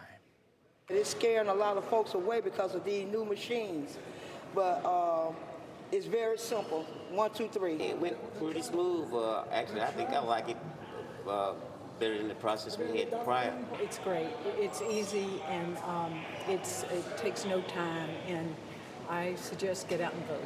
It does review what you did do on the piece of paper, which is nice. I think that was the key concern that we've seen in the past. So it is very small print, probably, so bring your reading glasses. I'm a super voter, and I came to vote, cast my vote, because it's a privilege and an honor to be a voter. By the way, Georgia's primary will be held Tuesday, March 24th.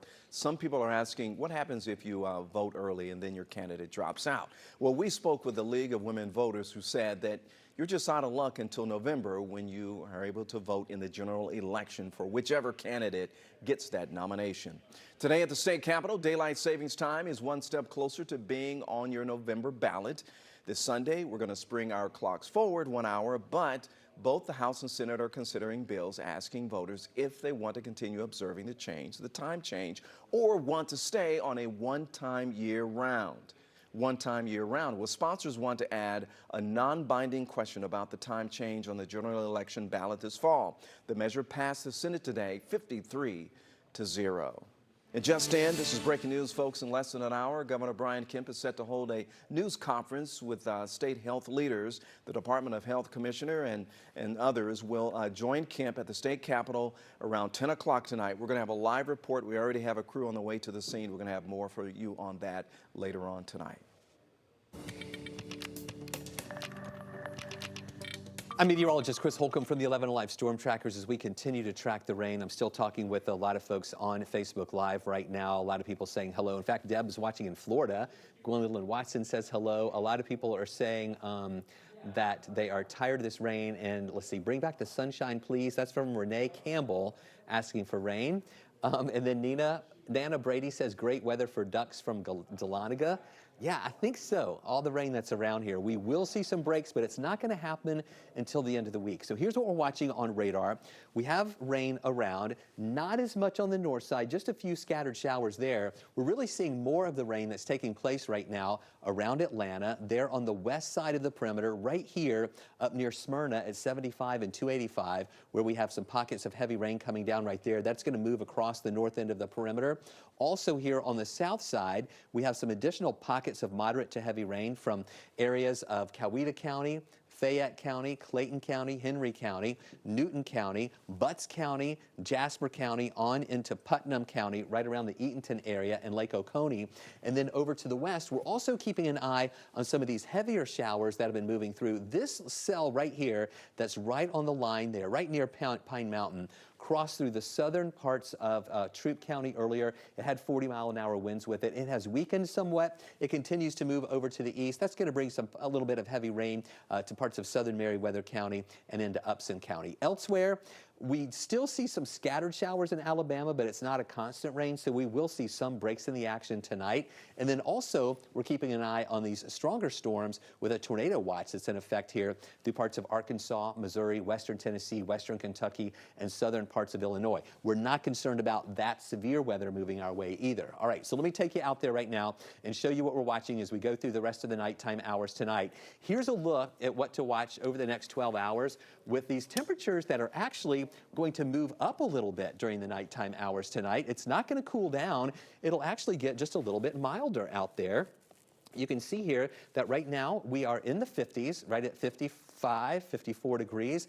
It'll keep moving up to around 57 at 3 o'clock, and then even 60 degrees by 9 o'clock in the morning. So temperatures warming up a little bit, but that's with additional clouds that we have around, and of course some rain that's going to be moving through too. And tomorrow afternoon, we get up to about 69 degrees for a high temperature. It'll be a lot warmer. On our scale from 1 to 11, where an 11 is a perfect day, we're going to give that a 5 on the wasometer. Here's the rain that we're watching right now. That's going to move through. Here's what I'm talking about. Just a few breaks, not active heavy rain all night long. It'll just be kind of scattered. But then in the morning at 7, look over into Alabama. This is the next wave of rain that'll be moving through. That'll be impacting us through much of the morning hours tomorrow. And then that will taper off, we think, after lunch. And that's when we begin to see some breaks in the rain. It's not going to be totally over, but then we'll have some periods of drier weather with just a little bit of scattered shower activity mixing in at times. And then later in the day on Wednesday and then into Thursday, that's when these next waves of rain come in. Some of that rain could be even heavier at times. I don't think we'll see anything severe with this, but that'll just still give us another 1 to 3 inches on Thursday. With some very heavy rain that'll be moving through. With those rainfall amounts, that'll be pretty impressive. Some spots picking up 2 to 4 inches between now and Thursday before it all ends. And once we get toward the end of the week, that's when we see those rain chances. That will be a little bit lower here. And finally drying out. Friday, we'll see more sunshine with temperatures around 59 degrees. And then on Saturday, mostly sunny. Sunday, mostly sunny, up to 65. And then by Monday, we see the rain chances going back up to about 30% with high temperatures near 66 degrees. All right, thanks a lot, Chris. And East Cobb Daycare and Preschool thriving right in the middle of a rundown shopping center. And they've been doing so for more than 2 decades now. 11Alive's Jay Plyburn takes us to Kids Are Kids in Marietta. This was our first building. We opened up right here, January of '95. And it hasn't seemed like 25 years. Right. Not at all. The first few years were hard, a lot of work. We did it all. There wasn't anything we didn't do. I actually came here as a child and went through the program and went through summer camp. My child went through their whole program as well, and now she's in kindergarten. We are an all-inclusive preschool. You know, we really pride ourselves on loving the kids, but teaching them as well, and really just making sure that they have a good, early learning environment. This location alone has about 220 families coming in and out, and then right behind us, our other location for pre-K and after school has another 150 families coming in and out every day. Spraberry Crossing Shopping Center has been in the state it's been for many, many years, but we take care of children. Since we've been consistent at it, I think our name and reputation has helped us out regardless of the condition of the shopping center. When the grocery store closed, the rest of it just collapsed. It's never really, I don't believe, hurt us, but it's never helped us. It's been an issue, but you work with what you have. I would be happy if they just bulldozed the whole thing down and made a nice parking lot. I would love it to be a little shopping area, like a strip mall with kid-friendly stores. I will put some grocery, and I will put some restaurants and a school supply store. I would love anything positive that we can get for that area to just clean it up, be rid of all the potholes, just something we can use as a community as opposed to just sitting there just falling apart.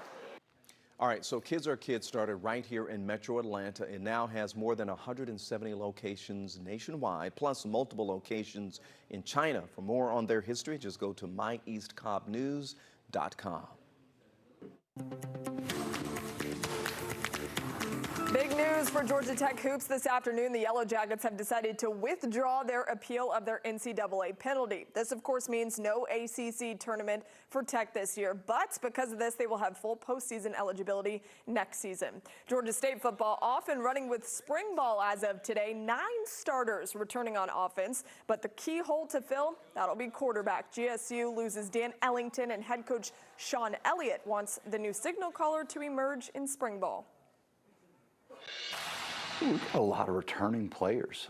We've got some depth, and we've got players that have played a lot of snaps for us. Now, in the same sense, you know, if you look at us offensively, of course, we lose Dan Ellington, Trey Barnett. They were huge keys. Hunter Atkinson, those are 3 individuals that we've got to replace.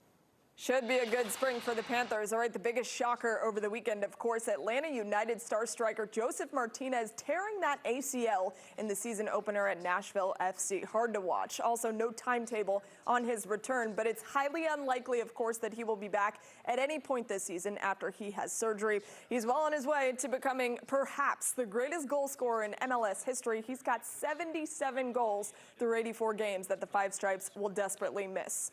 Speaking of superstars, one of the greatest tennis players of all time, this guy. He's playing in an exhibition match in Gwinnett tonight. We know who this is. World number 2, Rafael Nadal. He's taking on his good friend Grigor Dimitrov at the Infinite Energy Center tonight. We've got a recap of that match tonight at 10 o'clock on the ATL. If you're watching Rafa, enjoy. That'll be a great show. We'll be right back. It's 5 to 7 a.m. only on 11Alive. Atlanta. Almost 6 million people call the Metro home. But what makes this place so great? I'm 11Alive's Chesley McNeil. I'm going to give you 3 reasons why Atlanta is the best city in America. Come on, man. It's the heart of the South. And it's one of the most diverse cities around. People from all walks of life have come here and made it home. From different backgrounds, languages, and religions. And who can forget about the food? They all make this a cultural melting pot, full of great people and Southern hospitality. Atlanta's rich history is unmatched, known as the cradle of the civil rights movement for good reason. Dr. Martin Luther King Jr., Andrew Young, John Lewis, they all fought in the struggle for equal rights right here. Businesses on Sweet Auburn Avenue, local black churches, and college students from Atlanta all helped shape the future of America. Once an Olympic city, Atlanta's home to the best sports scene across the nation. Hey look, the South has something to say. You won't find more passionate fans anywhere. From the Atlanta Braves home run king, my man Hank Aaron, to the human highlight film Hawks' Dominique Wilkins, some of the greatest athletes have come through Atlanta. We're talking the Falcons, the Braves, the Hawks, the MLS champs, Atlanta United. This city has something for every kind of sports fan. So what do you think? Is Atlanta the best city in America? Connect with us. Use Facebook or Instagram and tell us why this city's got it going on. And then watch us every weekday morning from 5 to 7 on The Morning Rush on 11Alive.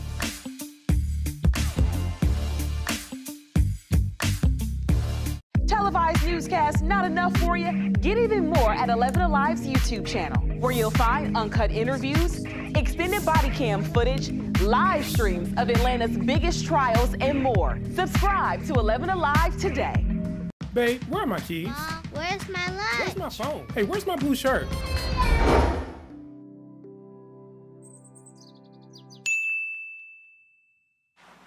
Where's my pen? Have you seen it? Everybody has learned how to drive, so I'm going to go ahead and retire. It didn't last long. Crank up your morning rush with Crash Clark. Weekdays, 5 to 7 a.m. on 11Alive. Traffic brought to you by John Foy & Associates. I woke up at 2 in the morning to be here. Where were you? Once you allow it, right, then it sets you up for the entire week where you just have lost it. Like on a Sunday, it's like, oh, let's just... Well, the deck of Democratic presidential hopefuls is reshuffling once again on the eve of a make-or-break Super Tuesday showdown. Senator Amy Klobuchar ended her bid today, one day after Pete Buttigieg called it quits. It's opening a path for Joe Biden, who's trying to ride the success of his weekend win in South Carolina. Alice Barr is in Washington with the latest. Joe Biden riding a wave of momentum today, effectively seizing the party's moderate lane in a sharp turnaround, just a week after his candidacy seemed in danger of stalling. I am very much alive because of you. Former rivals Amy Klobuchar and Pete Buttigieg both set to endorse the former vice president tonight after dropping out of the race within 24 hours of each other. I will do everything in my power to ensure that we have a new Democratic president come January. Buttigieg claimed a narrow victory in the Iowa caucuses, but both he and Klobuchar failed to gain traction with the critical African-American vote. That group key to Biden's success in his resounding victory in South Carolina this weekend. We won every single solitary election district. Biden now hoping to keep the energy going through Super Tuesday tomorrow, when 14 states will vote, including some of the biggest like California and Texas. With hundreds of delegates at stake, the other candidates need to make a bold move to keep frontrunner Bernie Sanders from walking away with an insurmountable lead. There is a massive effort trying to stop Bernie Sanders. That's not a secret to anybody in this room. Elizabeth Warren is still fighting for a breakout moment, her home state of Massachusetts among those voting tomorrow. And it will be the first time Mike Bloomberg appears on the ballot, putting his millions of dollars in ad spending to the test on what could be the most decisive day of the 2020 primaries. So right now, more than a third of all delegates are up for grabs for tomorrow, meaning we may have a much clearer picture of this race by the time the polls close tomorrow night. Coming up. She asked God to take her home to heaven because she couldn't go on. She was supposed to get better, but she only got worse. I didn't understand why I was still having so much pain all the time. And her nursing aide was to blame. A reveal investigation coming up on Primetime on the ATL. Today. You didn't get my text? The whole crew got together for coffee this morning. I'm learning the taste of water because I'm sugary. Okay, right. About that. Well, reward would be Slimming down. Okay. Yes. Yeah. Okay. A little water in my cup. And beautiful skin. You know, even more beautiful skin, you know, when it's all hydrated and everything else. I'm not going to be able to sit next to you in a few months. Don't drink your morning coffee alone. Have it with us. Morning Rush, weekdays, 5 to 7 a.m. Only on 11Alive. Some mornings, what you want isn't what you have time for. And that's why there's the Rush Block, the biggest news of the day in 5 minutes or less. Quick and convenient for all those hectic mornings. Catch the Rush Block on the Morning Rush. Everybody has learned how to drive, so I'm going to go ahead and retire. It didn't last long. Crank up your morning rush with Crash Clark. Weekdays, 5 to 7 a.m. on 11Alive. Traffic brought to you by John Foy & Associates.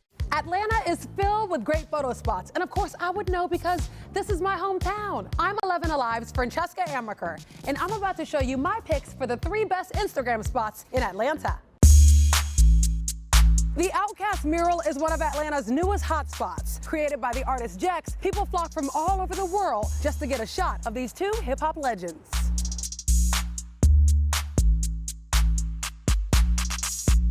News of the mural went viral when Big Boy himself gave a shout out on Instagram. You can find it tucked away in a back parking lot in Little 5 Points. An Atlanta icon, ever-changing, always interesting. The Krog Street Tunnel is full of artwork from some pretty eclectic Atlanta artists. All we feel is good vibes. When you vibe with it, it's a good time. We don't worry about the hate, we just pass it to the side. There's graffiti, community messages, concert announcements. You really never know what you're gonna get here, and that's what makes it so special. You can find it between Cabbagetown and Inman Park. If you've never checked it out, it's a must-see. There are hundreds of works of art along the Beltline. I'm talking murals, sculptures, photography. This beautiful mural was created by the artist Hence. It's 100 feet long, and even though it was created in 2014, it still remains very popular to musicians and photographers alike.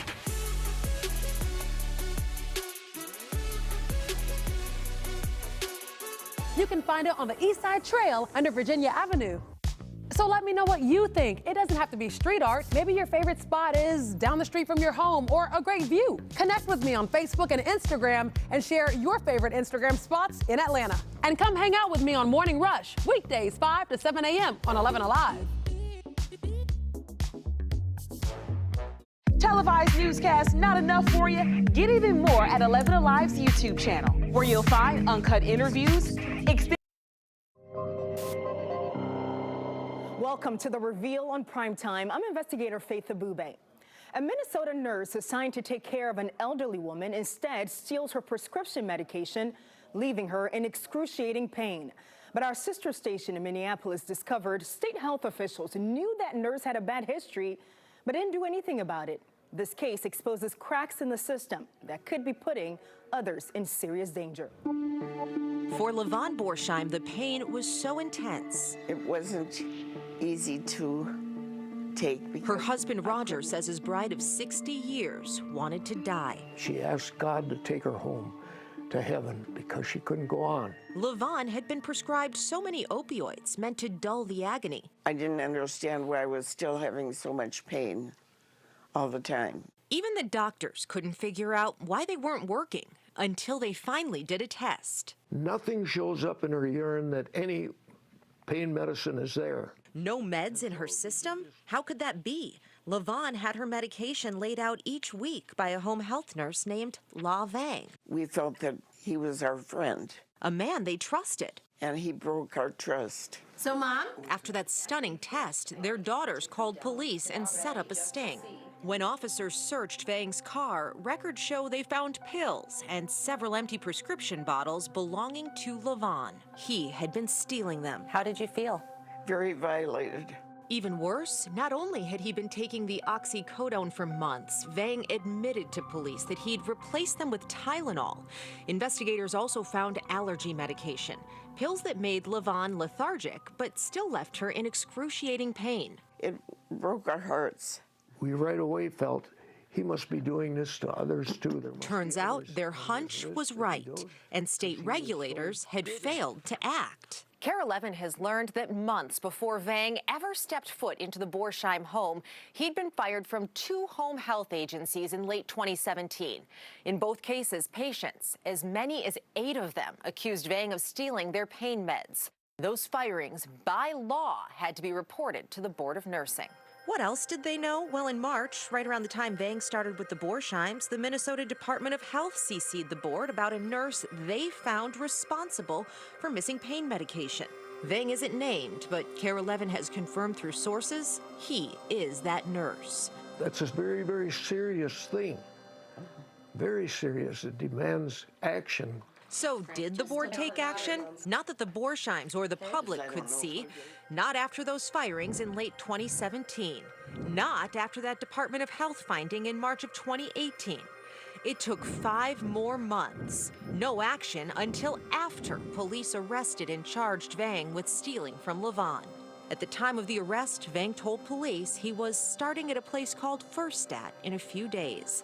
Another job with access to patients' pain meds. It's really troubling that somebody can engage in this kind of behavior for so long and not get stopped. Representative Tina Liebling thought this problem had been fixed when they gave the board more power.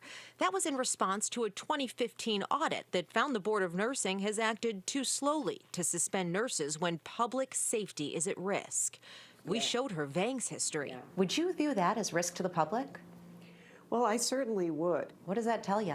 Well, it tells me that the process is far too slow. The director of the nursing board declined an on-camera interview. She says they have removed other nurses through agreements.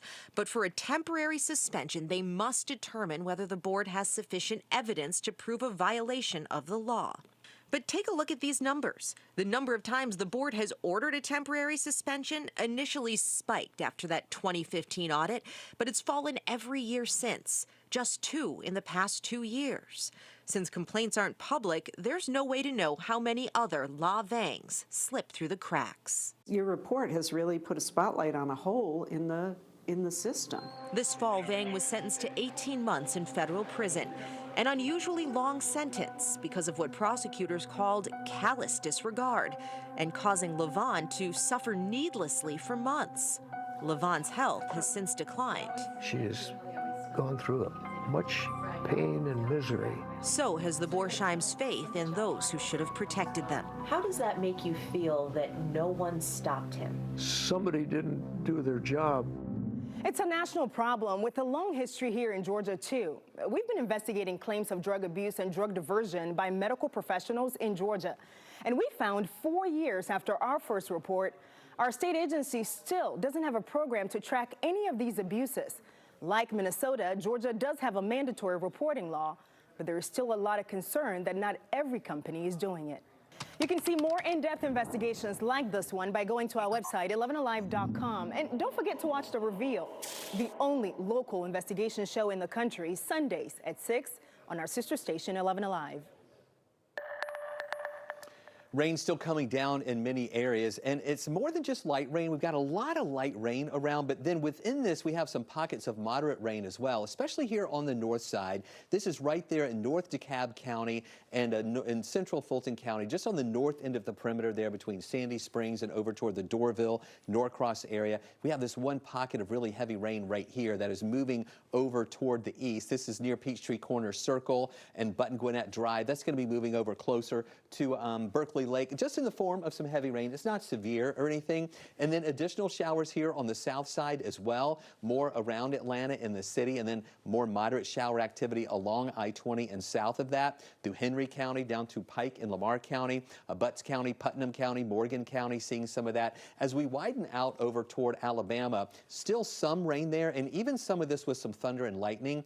Just going to be kind of scattered stuff that moves through our area tonight, and then the next wave of heavier rain comes in a little bit later. We're also keeping an eye on that tornado watch. That is for parts of Arkansas, Missouri, into southern Illinois, western parts of Kentucky, western Tennessee. You see there where we have not only severe thunderstorm warnings, but even a couple of tornado warnings, 3 tornado warnings out there right now. We're not concerned about severe weather moving our way. In fact, take a look at the risk map for tonight, and you'll see where that severe weather threat will be tonight in that yellow area, that level 2 out of 5 risk, the slight risk there covering much of Tennessee. The marginal risk comes into northwest Georgia, but we think that really that's going to be fading out by the time those showers and storms get into our area. Stay with us. We'll talk about additional waves of rain moving our way and whether or not we have the potential for a flood risk this week. More on that in just a few minutes. All right, Chris, we'll see you in a couple of minutes, sir. You know, there are a lot of viral claims about the coronavirus right now, including a video that makes it seem it's much worse than recent viruses like SARS and Ebola. Our verified team is sorting through all these claims to find out which are true and which are fake. Here's Jason Puckett. A viral video clip comparing the current coronavirus strain to viruses like SARS, MERS, Ebola, and the swine flu seems to show the coronavirus is way worse. It starts all the viruses at day 1, and the lines go up as more people are infected. Around day 20, SARS is way above the rest, about 1,500 infected. But then, in the next 20 days, the coronavirus takes off, all the way to 43,000 infected on day 42. This is frightening, especially without context. We think of SARS and swine flu as being bad, but a glance at this would make the coronavirus appear far more severe. So is it true? We're verifying. Our sources, the CDC and the WHO, along with a few scientific studies. First off, the numbers are accurate. WHO numbers do show about 43,000 people were infected on February 11th, which is 42 days after they first started counting. We're now much higher, by the way, past 80,000 worldwide. We also checked the numbers for SARS, MERS, swine flu, and Ebola. These charts accurately reflect the data from the CDC and WHO.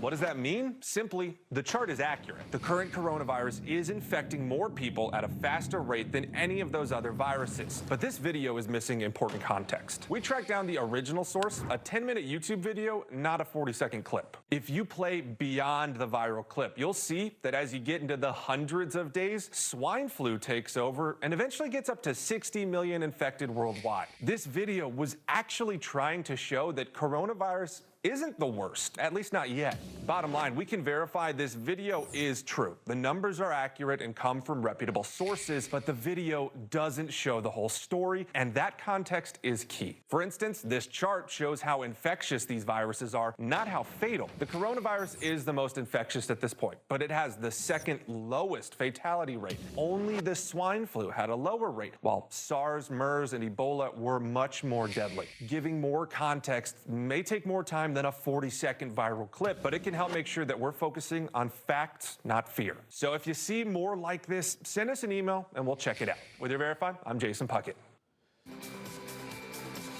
All right, we're going to kick off our speed feed heading to the coast in Savannah, where a massive downtown fire is finally out after burning for 2 straight days. The Eastern Wharf development was under construction Thursday when it caught fire. Firefighters were able to get it under control that same day, but battled hot spots through Friday, and it was finally out by Saturday.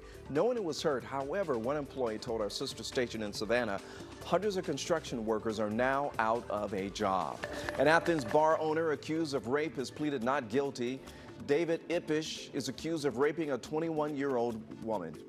The arrest warrant says that Ippish grabbed the woman, pulled her into a storage area, and sexually assaulted her. Today, he pleaded not guilty to all of those charges. He's scheduled to be back in court in May.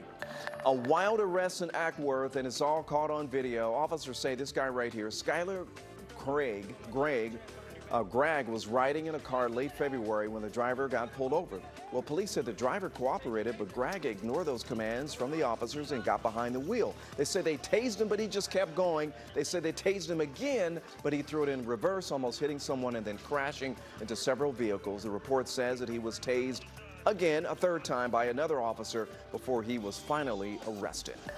All right, coming up straight ahead, an exclusive interview with a professional runner who took part in her first marathon this weekend and qualified for the Olympics.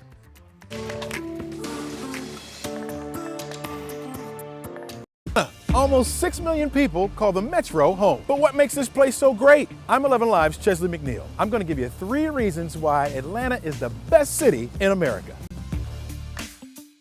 Come on, man. It's the heart of the South. And it's one of the most diverse cities around. People from all walks of life have come here and made it home. From different backgrounds, languages, and religions. And who can forget about the food? They all make this a cultural melting pot, full of great people and Southern hospitality.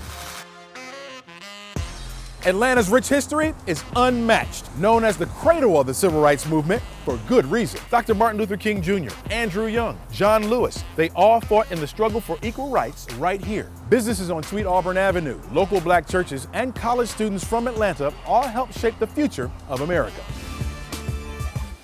Once an Olympic city, Atlanta's home to the best sports scene across the nation. Hey look, the South has something to say. You won't find more passionate fans anywhere. From the Atlanta Braves home run king, my man Hank Aaron, to the human highlight film Hawks Dominique Wilkins, some of the greatest athletes have come through Atlanta. We're talking the Falcons, the Braves, the Hawks, the MLS champs, Atlanta United. This city has something for every kind of sports fan. So what do you think? Is Atlanta the best city in America? Connect with us. Use Facebook or Instagram and tell us why this city's got it going on. And then watch us every weekday morning from 5 to 7 on The Morning Rush on 11Alive.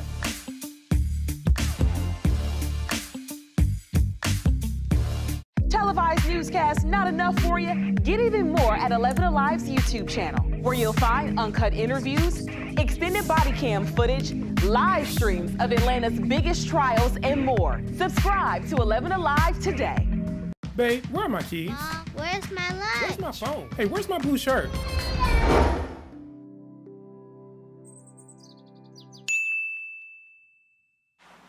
Where's my pen? Have you seen it? Everybody has learned how to drive, so I'm going to go ahead and retire. It didn't last long. Crank up your morning rush with Crash Clark. Weekdays, 5 to 7 a.m. on 11Alive. Traffic brought to you by John Foyne Associates. I woke up at 2 in the morning to be here. Where were you? Once you allow it, right, then it sets you up for the entire week where you just have lost it. Like on a Sunday, it's like, oh, let's just order some Chinese food, and of course you wind up eating tons of that. And then on Monday, you're like, well, I got leftovers, I can't let it go to waste. Auntie wants to give you a plate to take home from the barbecue. Auntie! No. Auntie, don't invite me to the barbecue.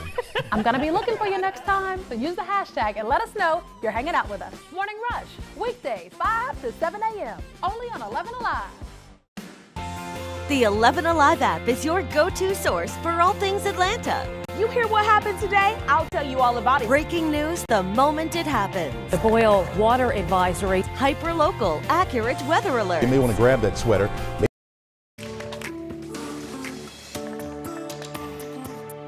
An Olympic came true today for the first-time marathoner who just made history. NBC's Katie Beck with her stunning achievement. Molly Seidel gets second in her first marathon ever. A surprise finish no one saw coming, not even Molly Seidel. Going in, I was like, I want to go out, try and run well for my first marathon. Running well translated to a second-place finish at the Olympic trials. An incredible performance. The 25-year-old punching her ticket to Tokyo by securing a spot on the Olympic team. Ever since I was a little kid, this is like the only thing I've ever dreamed about doing. She found her stride in middle school, shattering records in high school, then becoming an All-American cross-country runner at the University of Notre Dame. But in 2016, Seidel was sidelined by multiple injuries, crippling anxiety, and a serious eating disorder. I kind of like self-destructed before I even got to the line at the Olympic trials. She got help and got healthy, now working 2 jobs to fund her running career as a babysitter and a barista in Boston, where she lives with her sister, even running turkey trots in costume. Finally, this weekend, another shot at what she'd always dreamed of doing. To be able to say, like, yes, I'm an American athlete, that's the highest honor I think an athlete can have. Grateful for the many miles behind her and one still to come. Still tracking the rain that's moving through. We're beginning to see a few more breaks over on the west side. Not as much of a constant rain there, just a few more spotty showers. Where we're getting the more significant coverage of rain, it's right around Atlanta and south and east of the city. We have showers inside the perimeter. These coming out of Fulton County into the western parts of Gwinnett County with some moderate to heavy rain there. That's going to move into Walton County. More of this rain on the south side here in Clayton County, Henry County, southern Rockdale County, also into areas of Newton County, Jasper County, Morgan County, Putnam County, also down to the south there into parts of Butts County, where these have some pockets of moderate to heavy rain. We're still watching that one cell. It's really breaking up a good bit. That was heavy in southern parts of Troup County through Meriwether County, moving into Upson and into parts of Pike and Lamar counties as well. And then back into Alabama, it hasn't totally ended, but we do have some breaks in the action there, and even some with some thunder and lightning beginning to redevelop. Those should weaken as they move in later on tonight. So still tonight, just a few scattered showers that move through, and then of course still watching that tornado watch that is up in parts of western Tennessee, western Kentucky, southern Illinois, southern parts of Missouri, northern Arkansas. We've got a couple of tornado warnings in that with some of those cells. We're not worried about that severe weather system though moving into our area for tonight. Let me show you what we're watching out there, and this is going to be the main path that we're watching tonight with our forecast track. This is a look at that rain that's going to be passing through our area, and as you can see by 3 in the morning, yeah, still some showers around, but it's just not going to be that constant rain that we're going to be dealing with. And then by tomorrow morning, more of that rain is going to be moving through from 7 till about 11 in the morning with that moderate to heavy rain. The potential for a little bit of thunder and lightning with this as well, but we don't think it's going to be severe here. That's going to continue to move on off to the east pretty quickly during the day tomorrow, and then we'll have some breaks for a while. Right now we're in the mid-50s, and we're actually going to see these temperatures not going down tonight. They're actually going to be going up. We'll be around 57 at 3 o'clock, 59 at 7, 60 at 9 o'clock. We'll have those clouds and the showers around. On our scale from 1 to 11, where an 11 is a perfect day, we're going to go with a 5, that low in the mid-50s where we are now, and then a high tomorrow of 69, so a lot warmer with those showers that'll move through. Here's that area of rain that is over us right now. That moves off to the east. We'll have scattered showers tonight, but not persistent heavy rain that everybody's going to be getting hit at the same time. 7 in the morning, scattered showers. Here you can see that area of rain that's coming through, again, between 7 and lunchtime. This back edge moves out. We'll see a break in the action for a while, late Tuesday into early on Wednesday, and then later on Wednesday and into Thursday is when we'll see the next wave of rain coming in. That could be heavy at times as this moves through our area Thursday into the afternoon hours as well. Finally, ending later in the day on Thursday, and by the time it's all said and done, we can see 2 to 4 inches of rain on average in a lot of these areas. So here's what we're watching with that 7-day outlook. 69 for a high Tuesday, showers around early and then some breaks. We start off Wednesday with a break in the rain, then more of that comes in late Wednesday into Thursday. Cooling down Thursday to 56 for a high. Friday, finally, the clouds move out. We'll see more sunshine. We have a dry pattern setting up for a few days, and it warms up to 61 Saturday with mostly sunny skies. Looking good Sunday, a high of 65, and then a 30% chance for showers by Monday with high temperatures around 66 degrees. Just got to weather that storm to Friday. All right, thanks a lot. You know, of the most 3 million Americans who served in Vietnam, a Gwinnett County veteran has an amazing story of survival. He was shot down and taken as a prisoner of war. Matt Pearl shows us how the veteran got the opportunity for closure nearly 50 years later. In one photo, James Williams sees what seemed unthinkable. A man of his color with the stance of a survivor, the blue jacket representing his HBCU alma mater, and the full-toothed smile in a place that still brings nightmares. Me going back to a place where I spent almost a year locked up, you know, I was a little hesitant about that. Today, James lives in Norcross. His man cave houses mementos from 5 decades earlier, an Air Force captain taken as a prisoner of war in Vietnam. Where they were putting me on display, because I'm sure a lot of them back up in the jungle, I hadn't seen a black guy, especially a pilot. So they would feel my hair, I would wake up, and then they would start screaming, they would come in and start beating me and spitting on me. This is an actual photo of the captain captured. He keeps it with the bowl he used to eat, the uniform he had to wear. I occasionally think about some of my buddies that, you know, that we flew together. They're not here.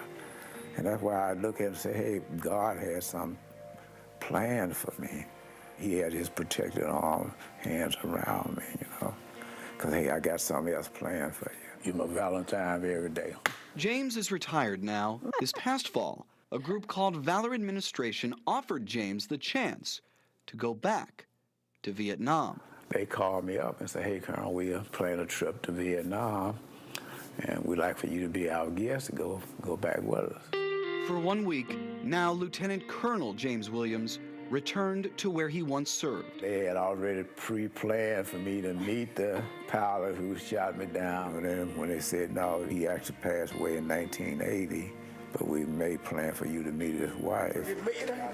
Colonel Williams joined Wen Thi Long, wife of Do Van Lan. New progress cannot erase old pain, but today, James Williams can stand in photos and see how progress can produce the unthinkable. Because the whole bottom line, you know, God made all of us. You know? That's the way I look at it. We're talking the Falcons, the Braves, the Hawks, the MLS champs, Atlanta United. This city has something for every kind of sports fan. So what do you think? Is Atlanta the best city in America? Connect with us. Use Facebook or Instagram and tell us why this city's got it going on. And then watch us every weekday morning from 5 to 7 on The Morning Rush on 11Alive.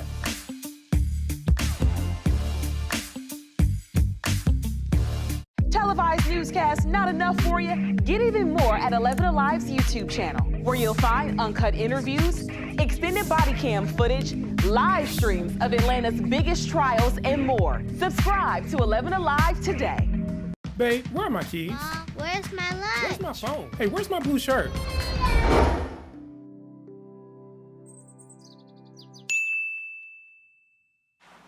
Where's my pen? Have you seen it? Everybody has learned how to drive, so I'm going to go ahead and retire. It didn't last long. Crank up your morning rush with Crash Clark. Weekdays, 5 to 7 a.m. on 11Alive. Traffic brought to you by John Foyne Associates. I woke up at 2 in the morning to be here. Where were you? Once you allow it, right, then it sets you up for the entire week where you just have lost it. Like on a Sunday, it's like, oh, let's just order some Chinese food. And of course, you wind up eating tons of that. And then on Monday, you're like, well, I got leftovers. I can't let it go to waste. Auntie wants to give you a plate to take home from the barbecue. Auntie. No. Auntie, don't invite me to the barbecue. I'm going to be looking for you next time, so use the hashtag and let us know you're hanging out with us. Morning Rush, weekdays, 5 to 7 a.m., only on 11Alive. The 11Alive app is your go-to source for all things Atlanta. You hear what happened today? I'll tell you all about it. Breaking news the moment it happens. The boil water advisory. Hyper-local, accurate weather alerts. You may want to grab that sweater, maybe even a coat. More stories to uncover. More videos to discover. He did it his way. Personalized for you. And that's what makes it so special. The 11Alive app. Available now in the App Store. Hey, I got the ways to go. I got moves to make, homie, but I stay in the flow. See, I just do what I say I'm gonna do. No, my movement ain't faded. You could assume what the doing was great.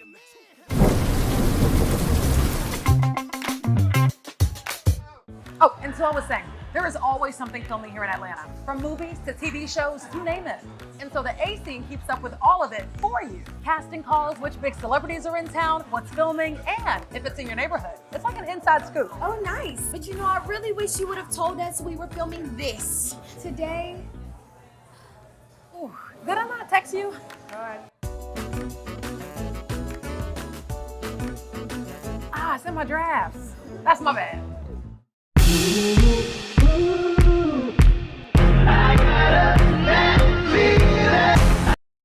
You may remember these: a cat in the hat, fox in socks, or a hearty helping of green eggs and ham. Well, today classrooms across the country are celebrating the wit and wisdom of Dr. Seuss. More than 30 volunteers spent the day reading at elementary school to students like at the Tuskegee Airmen Global Academy in Atlanta for the annual Read Across America Day. It is held on the school day closest to Dr. Seuss's birthday. It's a chance to inspire a love of reading in children of all ages.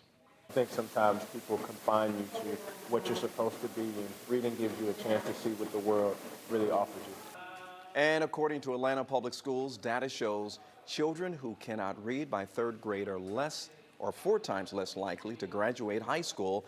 That makes events like this one even more crucial for elementary school students. And before we get out of here, of course, we're going to continue primetime news. Governor Brian Kemp is going to have a press conference concerning the coronavirus. And so we already have someone at the scene there right now, or meeting him with the press conference. So we should have more information then.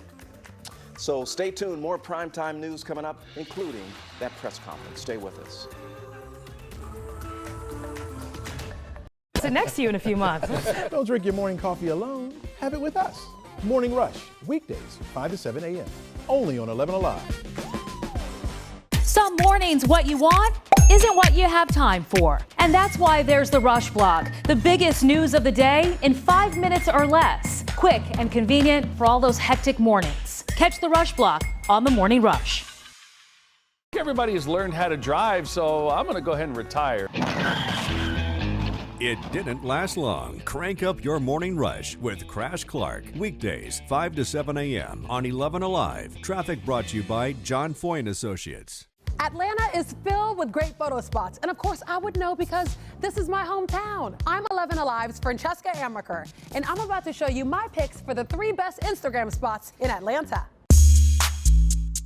The Outcast mural is one of Atlanta's newest hotspots. Created by the artist Jex, people flock from all over the world just to get a shot of these 2 hip-hop legends.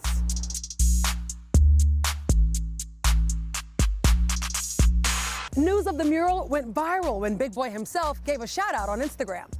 You can find it tucked away in a back parking lot in Little 5 Points. An Atlanta icon, ever-changing, always interesting. The Krog Street Tunnel is full of artwork from some pretty eclectic Atlanta artists. Yeah, all we feel is good vibe with it, it's a good time. We don't worry about the hate, we just pass it to the side. There's graffiti, community messages, concert announcements. You really never know what you're gonna get here, and that's what makes it so special. You can find it between Cabbagetown and Inman Park. If you've never checked it out, it's a must-see. There are hundreds of works of art along the Beltline. I'm talking murals, sculptures, photography. This beautiful mural was created by the artist Hints. It's 100 feet long, and even though it was created in 2014, it still remains very popular to musicians and photographers alike.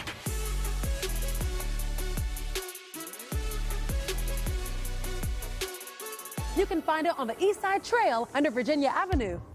So let me know what you think. It doesn't have to be street art. Maybe your favorite spot is down the street from your home or a great view. Connect with me on Facebook and Instagram and share your favorite Instagram spots in Atlanta. And come hang out with me on Morning Rush, weekdays 5 to 7 a.m. on 11Alive. Televised newscasts not enough for you? Get even more at 11Alive's YouTube channel, where you'll find uncut interviews, extended body cam footage, live streams of Atlanta's biggest trials, and more. Subscribe to 11Alive today. I haven't seen you in a while. Where you been? It looks like fun. They are fun. And they're convenient. But they're being dumped everywhere. 5,000 scooters at one time active throughout the city. I enjoy them myself. They're fun. There's got to be some regulations. I just feel like we have to evolve with the times, though. They're not going anywhere. They shouldn't go anywhere. It's a new way of transporting. We have to evolve. I'm going to be looking for you next time, so use the hashtag tonight, we begin with breaking news as Governor Brian Kemp begins a news conference in just a moment. We have not received word yet on a topic, but we do know the governor is with his coronavirus task force for a late night announcement. We are giving you a live look at that press conference right there. You see Governor Brian Kemp surrounded by that task force that just formed last Friday. Good evening, 18 people on the task force. Let's listen in. I apologize for the late hour. Earlier this evening, we received confirmation from the Centers for Disease Control and Prevention that we have 2 confirmed cases of COVID-19 in Georgia. These cases involve 2 individuals who reside in the same household, one who recently returned from Italy. Both individuals are isolated at home with other relatives to keep the illness from spreading. In a moment, I'll turn it over to Dr. Kathleen Toomey, the Commissioner for the Department of Public Health, to provide more information on the individuals and the protocols in question. But I want to take a moment to emphasize that Georgians should remain calm. We are ready for today. We've been preparing, as you know, for several weeks now, and so far every development has come forward just as we expected it would. As you all know, this past Friday, we formed a coronavirus task force of public and private subject matter experts to pool our resources for preparation efforts. But even before that, Dr. Toomey, our state epidemiologist, Dr. Sherry Drensick, and task force members have been in constant contact with the CDC and federal partners for weeks now, receiving the latest updates and preparing for every scenario, which includes this one. This morning, our team participated in a conference call with Vice President Pence on the federal government's efforts to prepare for all possibilities. Earlier tonight, I also spoke with the Vice President to inform him of this new development here in Georgia. He emphasized to me that COVID-19 continues to present a low risk for most Americans, but that we must remain vigilant for medically fragile populations, including the elderly and those with existing health conditions. He mentioned that Americans should continue to use best practices for prevention, regular hand washing, avoiding contact with those who are sick, and obviously staying at home if you're not feeling well. He emphasized that efforts to prevent and reduce risk for the coronavirus continue to be backed by the full resources of the federal government. I want to remind everyone again that our team is working around the clock to gather information about these cases, monitor developments, and determine any exposure. We feel confident that our preparations have enabled us to manage these cases appropriately and minimize any risk moving forward. We remain in constant communication with our partners at all levels of government, including the members of the Coronavirus Task Force, and we will continue to update members of the public as information becomes available. With that, I'll hand things over to Dr. Toomey. Thank you, Governor. I wanted to say that in full transparency, we heard about this case literally hours ago, and we thought it was important that we come today and tell you about this, even as our epidemiologists are still investigating and trying to find any potential contacts in the community. I wanted to say that everything about this situation demonstrates how well the system is working. This individual had traveled to Italy, recognized that there was a potential risk for themselves and their household members, contacted the physician ahead of time so that they would not put any of the other patients at risk in the practice, and were instructed by the physician, an astute clinician who thought about coronavirus when told about the travel history, had them come in through an alternative entrance so that people waiting in the waiting room would not be exposed to any infectious disease, whether it be influenza or coronavirus. This clinician appropriately tested for coronavirus after contacting our epidemiologists on call. We got this specimen on Saturday, sent it to CDC for testing because they are the ones doing these tests currently, and they turned it around in record time. And we got this result back late this evening, and the governor's office heard about it within seconds of my receiving that call. And so I think a few things I just want to emphasize. One, that this was an astute member of the public who recognized the potential risk because of travel. This was not person-to-person contact in the community that created this case. This was a travel-related case. The physician behavior was absolutely what we had hoped for, to think about coronavirus and work with the patient to ensure no other patients are exposed to potentially infectious disease. And we will work very, very diligently to identify any contacts in the community that these individuals may have had. I want to reassure you that they are at home, in home isolation with other household members, are doing well, have minimal symptoms, so they're not hospitalized.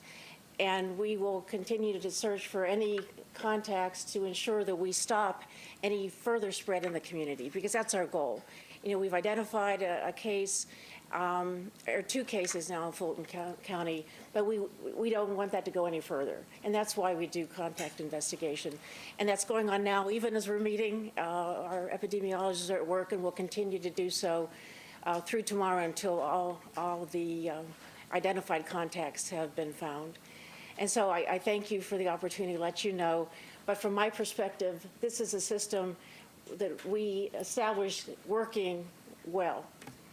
We knew we were going to have a case, and this couldn't have gone better as far as I'm concerned. And the message to the public is still low risk, no local transmission going on, and wash your hands and get a flu shot. I'll keep saying that every time I see you. So, thank you. All right, so we'll open up for questions if anyone has any they'd like to pose. Can you take us through the timeline? You mentioned a bit of it, but when... All right, you are looking at a press conference with Governor Brian Kemp with members from his coronavirus task force. We are just learning that Georgia has confirmed 2 cases of coronavirus. This is 2 people who have just recently returned from Italy. We know that Italy has been the epicenter of coronavirus in Europe, and there are now 61 countries that have reported possible cases according to the World Health Organization. Those people who have been confirmed with those cases are now quarantined. They are in Fulton County, and they do not expect this to go any further. This is still a low risk. They continue to urge people to wash their hands. Governor Brian Kemp also said that he spoke to the Vice President today, who also said that we continue to be at a low risk. Let's go now to Hope Ford, who is at the airport as coronavirus is continuing to impact travel. Hope Ford, you've spoken to some people at the airport today. How are they feeling? Well, you know, the CDC, they have issued travel recommendations to 6 countries, and 4 of those countries remain at the top level of do not travel. And that includes China, South Korea, Iran, and Italy. Japan is at level 2, and Hong Kong remains at level 1. And you'll notice that there are no other travel restrictions to any other countries, and that includes no travel restrictions domestically here in the U.S. Now, as you mentioned, I did talk to some people here at the airport earlier today, and some of them, you know, they really aren't concerned at all. But there are a few who, you know, they rather would be safe than sorry. We're just trying to be careful, especially in areas like airports and where we have a lot of concentration of people. Clacia's cousin is headed to Rio de Janeiro, where there's 2 confirmed cases of the coronavirus. I gave her gloves, masks, Lysol wipes. Please disinfect your seat before you touch anything. The family covered their faces in the airport. Better safe than sorry, they said, but others just don't see any reason for alarm. Honestly, no worries at all, no. I don't really see a lot of people wearing the masks or anything, so I think that's why I'm not as concerned. The Global Business Travel Association warns the virus could cost the travel industry close to $560 billion this year in revenue, and that could lead to job loss. Still, airlines are doing whatever they can to help travelers. Delta is waiving change fees on flights to China, Italy, and South Korea through April 30th. American, Alaska, United, and Amtrak airlines also offer different travel waivers. And if you want to give yourself that extra reassurance, you can purchase Cancel for Any Reason insurance. It allows you to be reimbursed up to a certain limit as long as you cancel your flight within 48 hours of departure. And now it is more expensive than normal insurance, so you definitely want to read the fine print there. And if you decide to go ahead with your plans, you don't want to cancel your trip, then make sure that you're washing your hands for that recommended 20 seconds, and make sure that you're also wiping down those armrests and those tray tables. It is the top way the CDC recommends to prevent any illness. Well, a chilly and rainy start to the week. Hey there, Chief Meteorologist Chris Holcomb. So how long is the rain sticking around this time? It's going to be with us for a little while here, where we got more showers that we're tracking out there right now, a little bit more on the way tonight, and then another round coming in early tomorrow morning. Here's what we're watching right now. We've had a pretty good coverage of rain in Atlanta throughout much of the evening hours. That's breaking up now from Atlanta over to the west briefly, and most of the showers are now over on the east side. You can see some of these in Gwinnett County, into Walton County, over to the the east of the city, out I-20 toward Madison. Also in parts of Jasper County, some pockets of moderate to heavy rain. Also down into Spalding County, Pike and Lamar counties. Now you see this break that we're dealing with out in West Georgia, but then additional showers back into Alabama. Some of these have some thunder and lightning with them. We think those are going to weaken as they move into Georgia. And also watching this tornado watch that's in effect for parts of Arkansas, Missouri, western Kentucky, Tennessee, southern Illinois, where we've got a few severe thunderstorm watches and even a tornado warning in effect with that as well. Take a look at what we're watching for the rest of the nighttime hours. We will see the system kind of breaking up tonight. Just a few scattered showers this evening, some breaks at times. And then look at this, the next round of heavy rain. This is at 7 o'clock in Alabama, moving through the Atlanta area between 7 and noon tomorrow with more pockets of heavy rain. Stay with us. We'll let you know about another round coming our way before we finally dry out.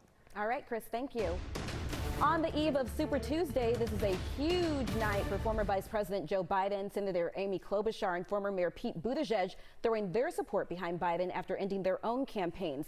Klobuchar ending her campaign today after Buttigieg's decision to drop out over the weekend, and all of it coming after Biden's blowout victory in South Carolina of his first presidential primary win. Voting tomorrow will impact the entire country, including here in Georgia, and it will impact our own primary in 3 weeks. Here's John Sherrick. Super Tuesday, the biggest single voting day in this country leading up to the nominating conventions this summer. Voters in 14 states, plus American Samoa, and Democrats living overseas will choose which Democrat they want to nominate for president. In all, more than 1,300 Democratic delegates will be chosen tomorrow. That's just over 1/3 of all the delegates. And voters in Georgia. I'm excited to vote. I'm excited for change. Voters here are already casting ballots early in Georgia's primary, which is on March 24th. Georgia had been part of Super Tuesday going back to the 1980s, but last year the state scheduled Georgia's 2020 primary later to make sure the new voting machines were delivered in plenty of time, which they were. I want to see a change. So Georgia voters who are casting ballots now will know this week if, going into Georgia's primary, Bernie Sanders may end up with an insurmountable lead over the moderate wing of the party. There is a massive effort trying to stop Bernie Sanders. But Georgia's early voters will also know this week if perhaps Michael Bloomberg will make inroads, if the race will boil down to perhaps a Bloomberg-Sanders-Biden contest going into Georgia's primary. I stand here today because of the minority communities. Elizabeth Warren hoping Super Tuesday keeps her candidacy alive going into Georgia in 3 weeks. In fact, 10 more states go to the polls before March 24th, all while early voting is taking place in Georgia, which could impact turnout here if voters think the nomination is still up for grabs. Today was the first day of early voting in Georgia, and for the first big test for the state's new voting machines, we are where Atlanta speaks, and we wanted to hear directly from you about how it went. So our Caitlin Ross spoke to some people who tried them out for the first time. The new system features screens that are large, bright, and upright. We heard from people they were worried that it might be difficult to use them, but voters today told me it was easy. And one woman timed herself going through just 3 minutes, start to finish. It's scaring a lot of folks away because of these new machines, but it's very simple. 1, 2, 3. It went pretty smooth.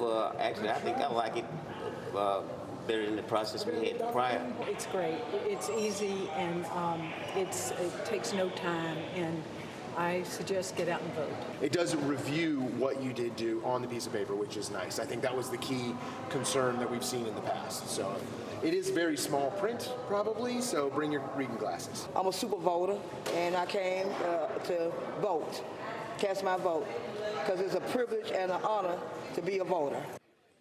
Georgia's primary will be held Tuesday, March 24th. Some people asked us what happens if you vote early and then your candidate drops out, since we've seen 3 Democratic presidential candidates leave the race since Saturday. I talked to the League of Women Voters, who told me you're out of luck until November, when you would vote in the general election for whichever candidate gets the nomination. And throughout this election year, 11Alive's Decision 2020 political team is focusing on the issues you tell us matter most to you. We're talking things healthcare, economy, immigration, and voter issues. We are posting news stories constantly on the political section of 11alive.com, and coming up in just about 5 minutes, we're taking a deeper look at today's qualifying for the 2 U.S. Senate races in Georgia and the candidates officially throwing their hats into the ring. We'll be right back.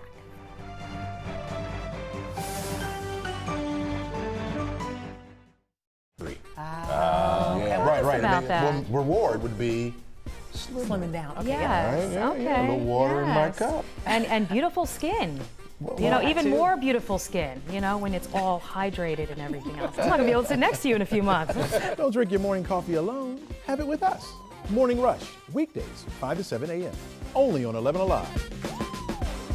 Some mornings, what you want isn't what you have time for. And that's why there's the Rush Blog, the biggest news of the day in 5 minutes or less. Quick and convenient for all those hectic mornings. Catch the Rush Blog on the Morning Rush. Everybody has learned how to drive, so I'm going to go ahead and retire. It didn't last long. Crank up your morning rush with Crash Clark. Weekdays, 5 to 7 a.m. on 11Alive. Traffic brought to you by John Foy & Associates. Atlanta is filled with great photo spots. And of course, I would know because this is my hometown. I'm 11Alive's Francesca Amaker, and I'm about to show you my picks for the 3 best Instagram spots in Atlanta. The Outcast mural is one of Atlanta's newest hotspots. Created by the artist Jex, people flock from all over the world just to get a shot of these 2 hip-hop legends.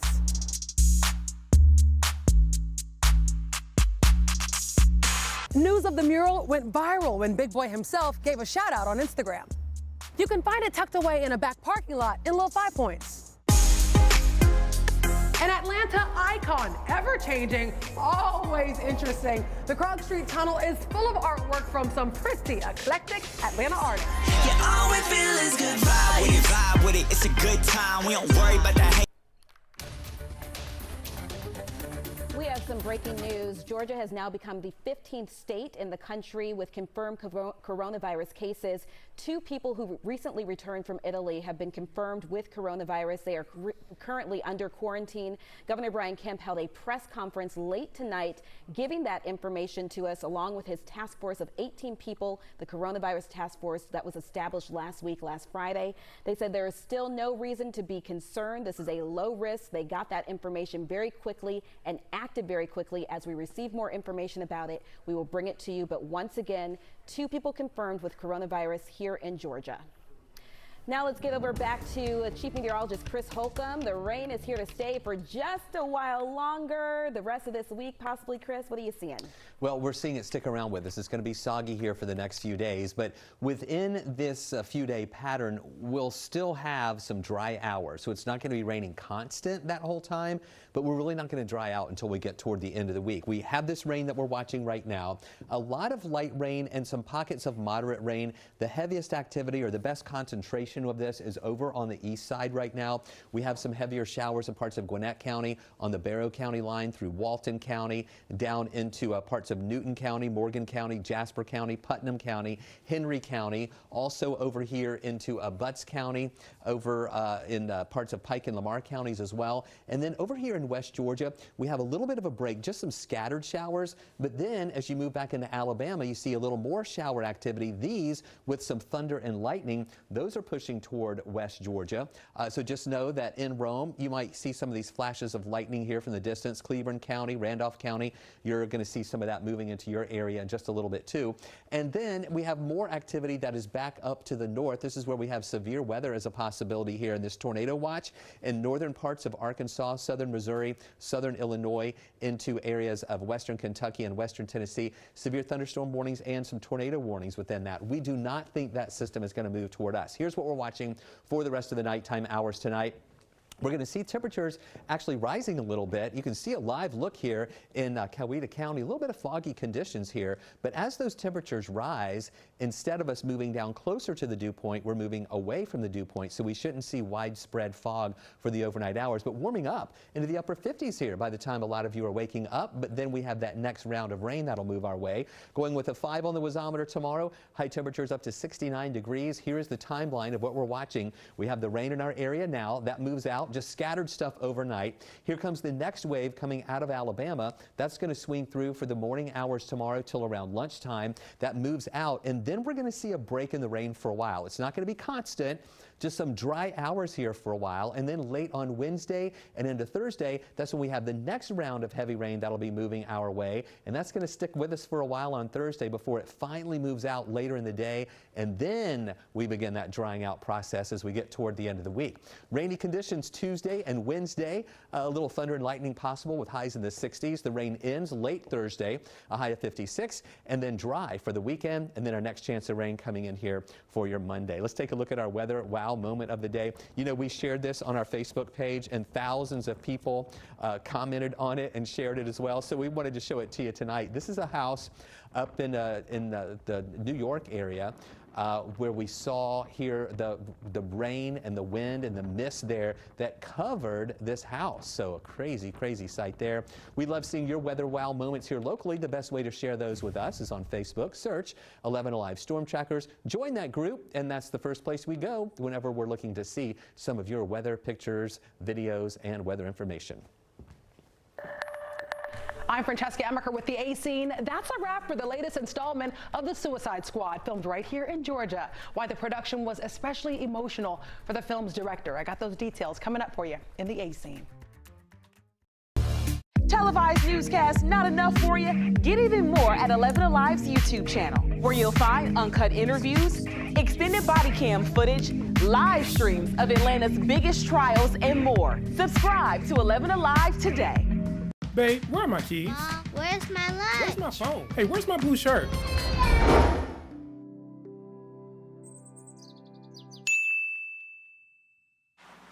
Where's my pen? Have you seen it? Everybody has learned how to drive, so I'm going to go ahead and retire. It didn't last long. Crank up your morning rush with Crash Clark. Weekdays, 5 to 7 a.m. on 11Alive. Traffic brought to you by John Foy & Associates. I woke up at 2 in the morning to be here. Where were you? Once you allow it, right, then it sets you up for the entire week where you just have lost it. Like on a Sunday, it's like, oh, let's just order some Chinese food, and of course you wind up eating tons of that. And then on Monday, you're like, well, I got leftovers, I can't let it go to waste. Auntie wants to give you a plate to take home from the barbecue. Auntie! Auntie, don't invite me to the barbecue. I'm gonna be looking for you next time, so use the hashtag and let us know you're hanging out with us. Morning Rush, weekdays, 5 to 7 a.m., only on 11Alive. The 11Alive app is your go-to source for all things Atlanta.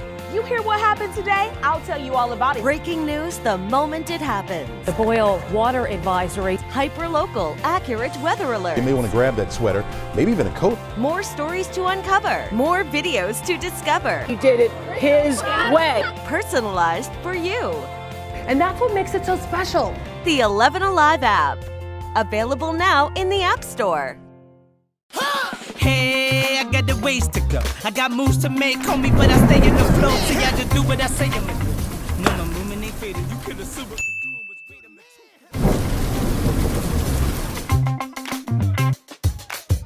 Oh, and so I was saying, there is always something filming here in Atlanta. From movies to TV shows, you name it. And so the A Scene keeps up with all of it for you. Casting calls, which big celebrities are in town, what's filming, and if it's in your neighborhood. It's like an inside scoop. Oh, nice. But you know, I really wish you would have told us we were filming this today. Ooh, did I not text you? All right. sent my drafts. That's my bad.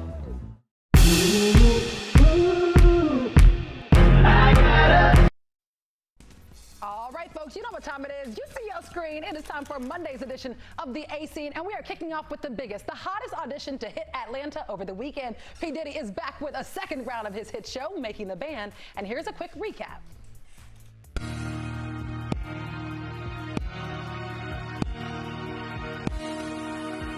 I want to hear y'all make some noise out here. Y'all get in there and y'all get to singing, bro. It's going to be ugly.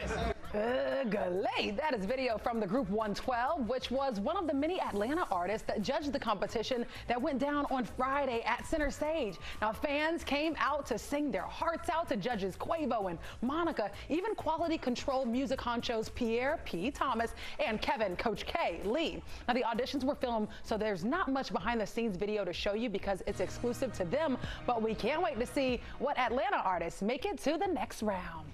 And our hearts go out to James Gunn, director of The Suicide Squad 2, which was filmed right here in Georgia. He not only took to Instagram to show us the final days of the movie's production right here with stars like Mei Ling and Jennifer Holland, but he also shared with us that this was one of the hardest and most fulfilling times in his life. In this Instagram post, he revealed that working on the film was emotionally challenging as his father died shortly before the production even began, and his dog passed away 2 weeks after or before the end. The upcoming American superhero film based on the DC Comics anti-superhero team Suicide Squad will hit theaters August 2021. This is just a drill. Local health officials are practicing what to do if they encounter a patient with the new coronavirus. They're giving us a look at how they're preparing. Coming up next. 7 a.m. on 11Alive. Traffic brought to you by John Foy & Associates. Atlanta is filled with great photo spots, and of course I would know because this is my hometown. I'm 11Alive's Francesca Amaker, and I'm about to show you my picks for the 3 best Instagram spots in Atlanta. The Outcast mural is one of Atlanta's newest hotspots. Created by the artist Jex, people flock from all over the world just to get a shot of these 2 hip-hop legends.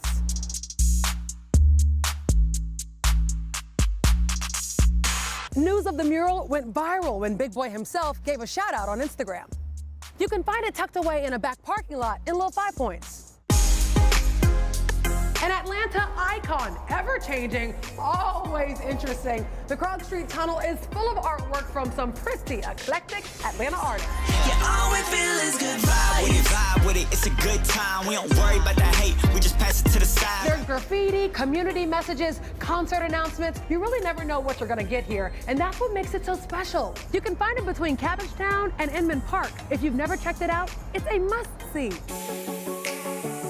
There are hundreds of works of art along the Beltline. I'm talking murals, sculptures, photography. This beautiful mural was created by the artist Hence.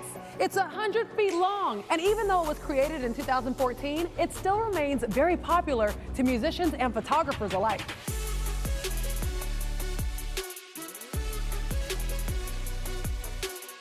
You can find it on the East Side Trail under Virginia Avenue. So let me know what you think. It doesn't have to be street art. Maybe your favorite spot is down the street from your home or a great view. Connect with me on Facebook and Instagram and share your favorite Instagram spots in Atlanta. And come hang out with me on Morning Rush, weekdays 5 to 7 a.m. on 11Alive. Televised newscasts not enough for you? Get even more at 11Alive's YouTube channel, where you'll find uncut interviews, extended body cam footage, live streams of Atlanta's biggest trials, and more. Subscribe to 11Alive today. I haven't seen you in a while. Where you been? It looks like fun. They are fun. And they're convenient. But they're being dumped everywhere. 5,000 scooters at one time active throughout the city. I enjoy them myself. They're fun. There's got to be some regulations. I just feel like we have to evolve with the times, though. They're not going anywhere. They shouldn't go anywhere. It's a new way of transporting. We have to evolve. I'm going to be looking for you next time, so use the hashtag and let us know you're hanging out with us. Morning Rush, weekdays 5 to 7 a.m. You see them all day, every day. Headlines, stats, and numbers, but without context, they're just clickbait. So let's add some perspective. The 3 most interesting numbers of the day, what they mean, and why they're important. News and numbers on Up Late. What's the best part about Your voice, it is never too loud or too much. Your voice has the power to tell it like it is. Bringing us together to act. Together, our voices grow. Together, we come alive, amplifying voices and breaking down barriers to change the story and shape the future. Together, we are unstoppable. Together, we are where Atlanta speaks. Remember the old days, the old cliffhangers when we used to watch shows? Hey, and they cliffhangers. would, you know, they would wait the next week. You were, oh, what's going to happen to the $6 million man? He was hanging.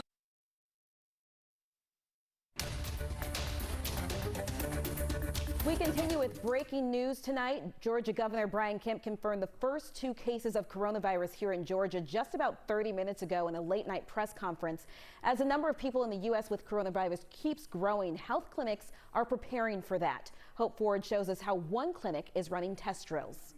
At American Family Care in Marietta, Ariel is today's patient. She's someone showing possible symptoms of coronavirus. I've recently traveled outside of the country. Medical assistant Roderick Moore jumps into action, giving her a mask and taking her into a designated biohazard room.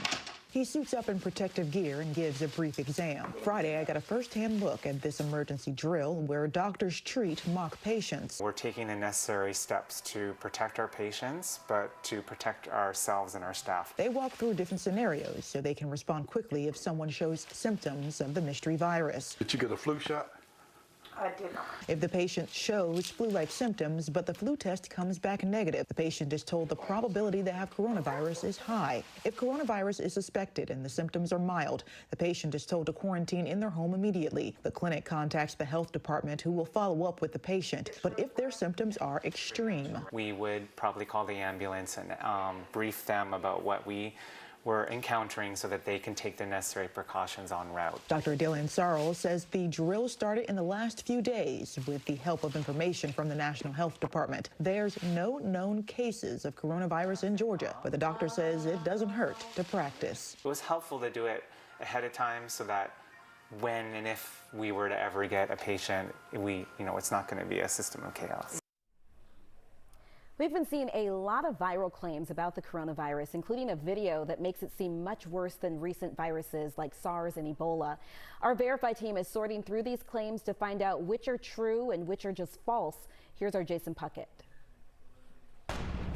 A viral video clip comparing the current coronavirus strain to viruses like SARS, MERS, Ebola, and the swine flu seems to show the coronavirus is way worse. It starts all the viruses at day 1, and the lines go up as more people are infected. Around day 20, SARS is way above the rest, about 1,500 infected. But then, in the next 20 days, the coronavirus takes off, all the way to 43,000 infected on day 42. This is frightening, especially without context. We think of SARS and swine flu as being bad, but a glance at this would make the coronavirus appear far more severe. So is it true? We're verifying. Our sources, the CDC and the WHO, along with a few scientific studies. First off, the numbers are accurate. WHO numbers do show about 43,000 people were infected on February 11th, which is 42 days after they first started counting. We're now much higher, by the way, past 80,000 worldwide. We also checked the numbers for SARS, MERS, swine flu, and Ebola. These charts accurately reflect the data from the CDC and WHO. What does that mean? Simply, the chart is accurate. The current coronavirus is infecting more people at a faster rate than any of those other viruses. But this video is missing important context. We tracked down the original source, a 10-minute YouTube video, not a 40-second clip. If you play beyond the viral clip, you'll see that as you get into the hundreds of days, swine flu takes over and eventually gets up to 60 million infected worldwide. This video was actually trying to show that coronavirus isn't the worst, at least not yet. Bottom line, we can verify this video is true. The numbers are accurate and come from reputable sources, but the video doesn't show the whole story, and that context is key. For instance, this chart shows how infectious these viruses are, not how fatal. The coronavirus is the most infectious at this point, but it has the second lowest fatality rate. Only the swine flu had a lower rate, while SARS, MERS, and Ebola were much more deadly. Giving more context may take more time than a 40-second viral clip, but it can help make sure that we're focusing on facts, not fear. So if you see more like this, send us an email and we'll check it out. With your Verify, I'm Jason Puckett. We want to continue tonight with breaking news. Georgia Governor Brian Kemp confirmed the first 2 cases of coronavirus here in Georgia just about 30 minutes ago in a late night press conference. 11Alive's Chanu Her was there when it happened. He is live at the state capitol with more. Hey, Chanu. Yeah, Governor Brian Kemp just wrapped up that press conference with his task force he assembled just last Friday to address the coronavirus and any preps here in the state. So breaking tonight, what he tells us is there are now 2 positive cases of coronavirus here in Georgia, both in Fulton County. So what we know is one man was traveling back from Italy. He was the one that originally tested positive for it, and then someone within his own household also caught the coronavirus. Again, we were told by Governor Kemp tonight and his team they never went to the hospital. They, in fact, actually went to the doctor to get checked out and immediately were isolated at home. So right now, Governor Kemp and his team are closely monitoring this. They have been in touch with Vice President Pence regarding this as well. Again, they want to urge everyone to remain vigilant, get tested if you feel any sort of symptoms. And again, very important tonight, Governor Kemp urging people not to panic. I want to take a moment to emphasize that Georgians should remain calm. We are ready for today. We've been preparing, as you know, for several weeks now, and so far every development has come forward just as we expected it would. Again, just to emphasize, Governor Kemp says both of these individuals live in the same home and both are in isolation at home. Again, just Governor Kemp is urging people not to panic tonight.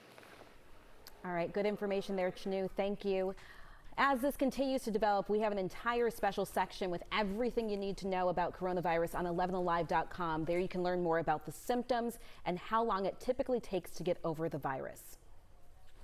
Tonight, 2 of the biggest names in gymnastics say USA Gymnastics and the U.S. Olympic Committee are blocking their efforts to understand why gymnastics doctor Larry Nassar was able to abuse so many athletes for so long. Simone Biles and Allie Rassman are also criticizing a new proposed settlement. Stephanie Goss sat down with Rassman one-on-one today.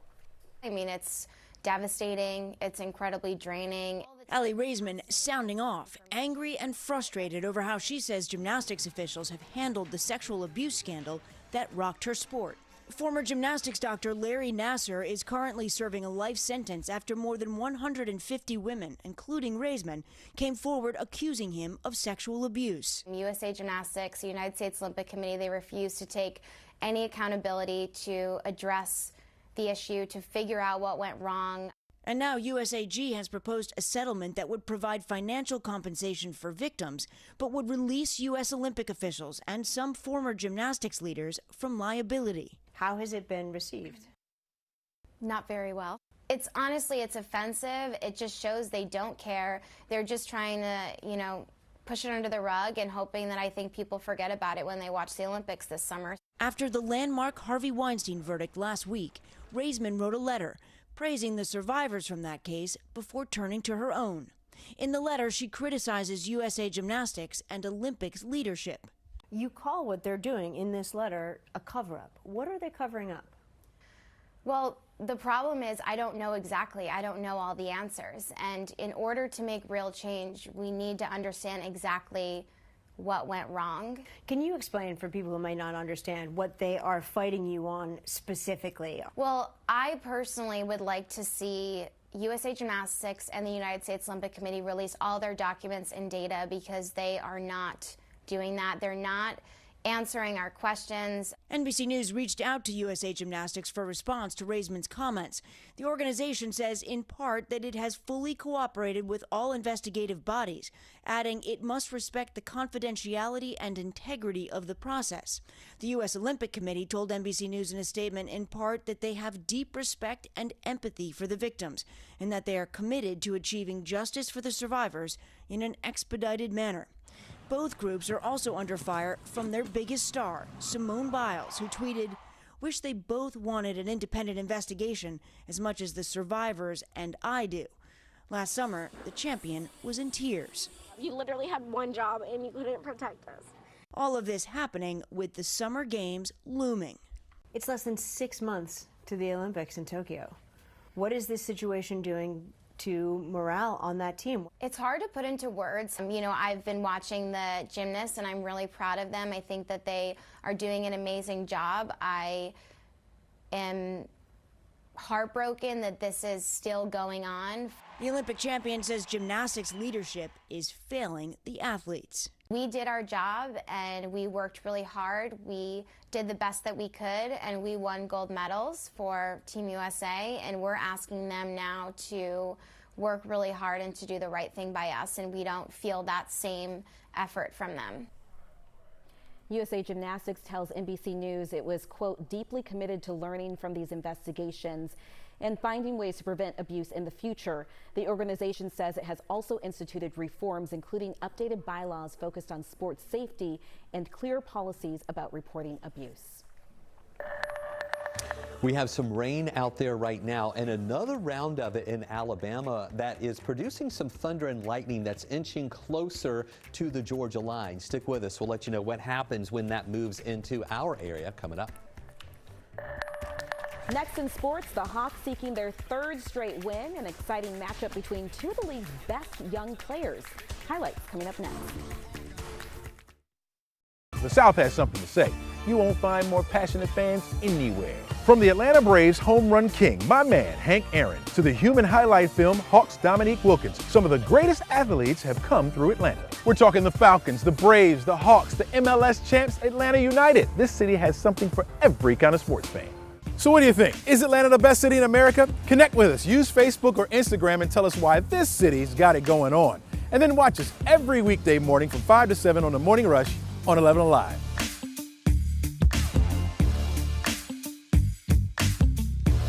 Televised newscasts not enough for you? Get even more at 11Alive's YouTube channel, where you'll find uncut interviews, extended body cam footage, live streams of Atlanta's biggest trials, and more. Subscribe to 11Alive today. Babe, where are my keys? Where's my lunch? Where's my phone? Hey, where's my blue shirt?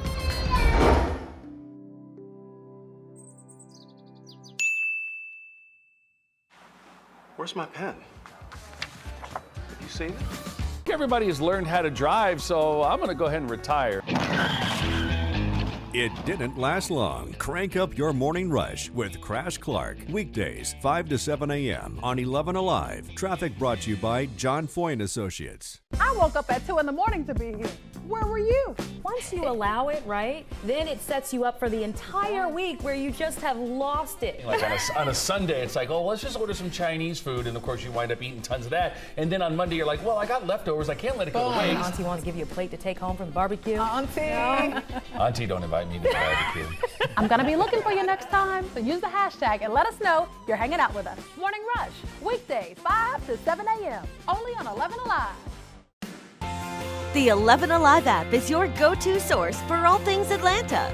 You hear what happened today? I'll tell you all about it. Breaking news the moment it happens. The boil water advisory. Hyper-local, accurate weather alert. You may want to grab that sweater, maybe even a coat. More stories to uncover. More videos to discover. He did it his way. Personalized for you. And that's what makes it so special. The 11Alive app. Available now in the App Store. Hey, I got the ways to go. I got moves to make, homie, but I stay in the flow. See, I just do what I say I'm gonna do. No, my movement ain't faded. You could assume what the doing was great.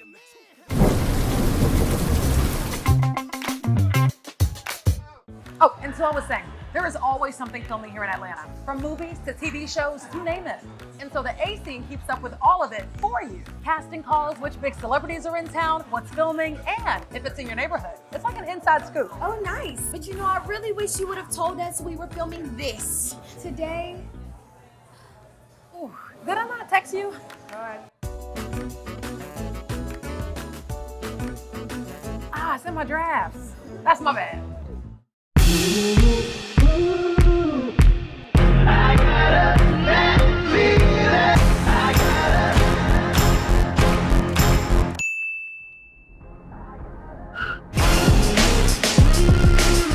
So you slept in and you missed Morning Rush, huh? Well, here's what you missed. In my experience, good guys do finish last. I consider myself a nice guy. I got the most beautiful woman in the world in my eyes. You're a nice guy too, Yeah. Jeff. Of the almost 3 million Americans who served in Vietnam, a Gwinnett County veteran has an amazing story of survival. He was shot down and taken as a prisoner of war. Matt Pearl shows us how the veteran got an opportunity for closure nearly 50 years later. In one photo, James Williams sees what seemed unthinkable. A man of his color with the stance of a survivor, the blue jacket representing his HBCU alma mater, and the full-toothed smile in a place that still brings nightmares. Me going back to a place where I spent almost a year locked up, you know, I was a little hesitant about that. Today, James lives in Norcross. His man cave houses mementos from 5 decades earlier, an Air Force captain taken as a prisoner of war in Vietnam. Where they were putting me on display, because I'm sure a lot of them back up in the jungle, I hadn't seen a black guy, especially a pilot. So they would feel my hair, I would wake up, and then they would start screaming, they would come in and start beating me and spitting on me. This is an actual photo of the captain captured. He keeps it with the bowl he used to eat, the uniform he had to wear. I occasionally think about some of my buddies that, you know, that we flew together. They're not here.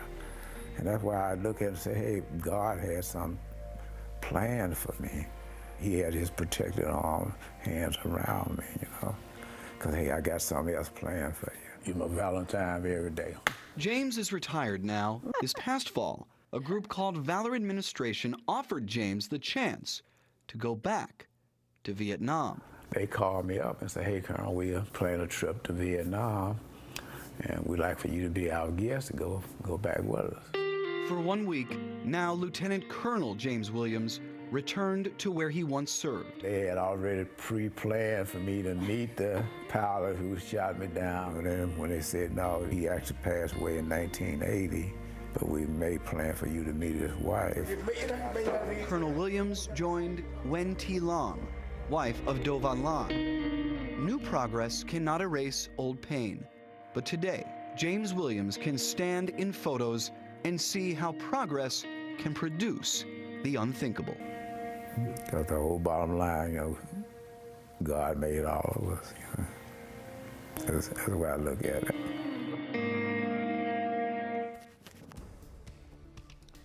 We're continuing to watch some of those showers out there. We have one area of rain that's pushing off to the east. Here in Atlanta, we still have some scattered showers around, but not as much of a wide coverage as what we had earlier. That is moving off to the east, where you can still see some of those moderate to heavy showers out I-20 toward Madison and Morgan County, out toward Lake Oconee, Putnam County, Eatonton. But then I want to take you over to the west, because this is where we have the next round of showers. And yes, even a few thunderstorms that are moving through. Here is Rome. Here's Haralson County, Polk County and Haralson County, just over the line near Fort Payne along I-59 and west of I-59 in Alabama near Albertville. We have a couple of pockets of some showers there that have some lightning in association with them. Those are going to move into Georgia. Let's do a quick lightning count on that right now, and you can see what we're watching. This kind of stretches back along I-20 here and over in West Georgia. About 20 lightning strikes in the past 15 minutes. Not a lot. This isn't anything severe, but just don't be surprised in Northwest Georgia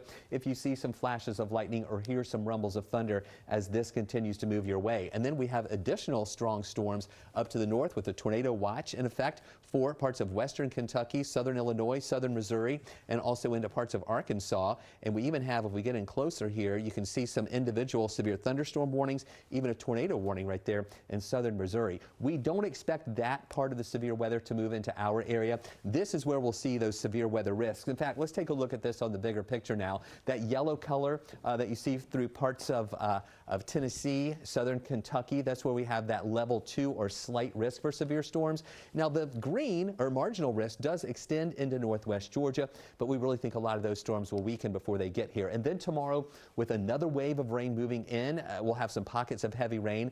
Not expecting severe weather in Atlanta, but on the south side, we see that marginal risk or level 1 of 5 risk for the potential for some isolated storms, and that extends through southern Alabama and into southern Mississippi as well. And then on Wednesday, the main threat is going to be along the Gulf Coast region. By Thursday, the severe weather threat is going to be more into southeast Georgia. I don't think we'll see severe storms with that on Thursday here either. So here's that round of rain that's moving out.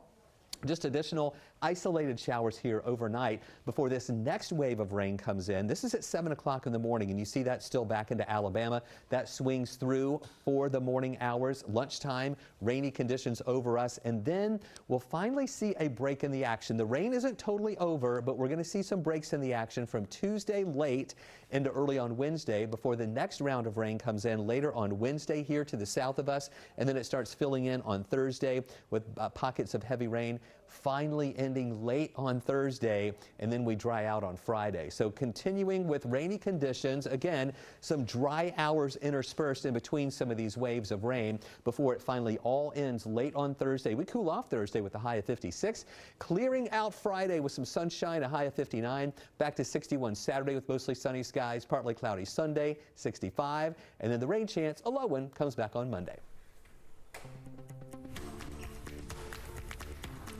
World number 2 Rafael Nadal was in Gwinnett tonight for an exhibition match. He and Grigor Dimitrov battled it out on the court for charity. A top 20 match, all for a good cause and a good show. Alex Glaze was there and heard from a few fans with a long-standing connection to Rafa.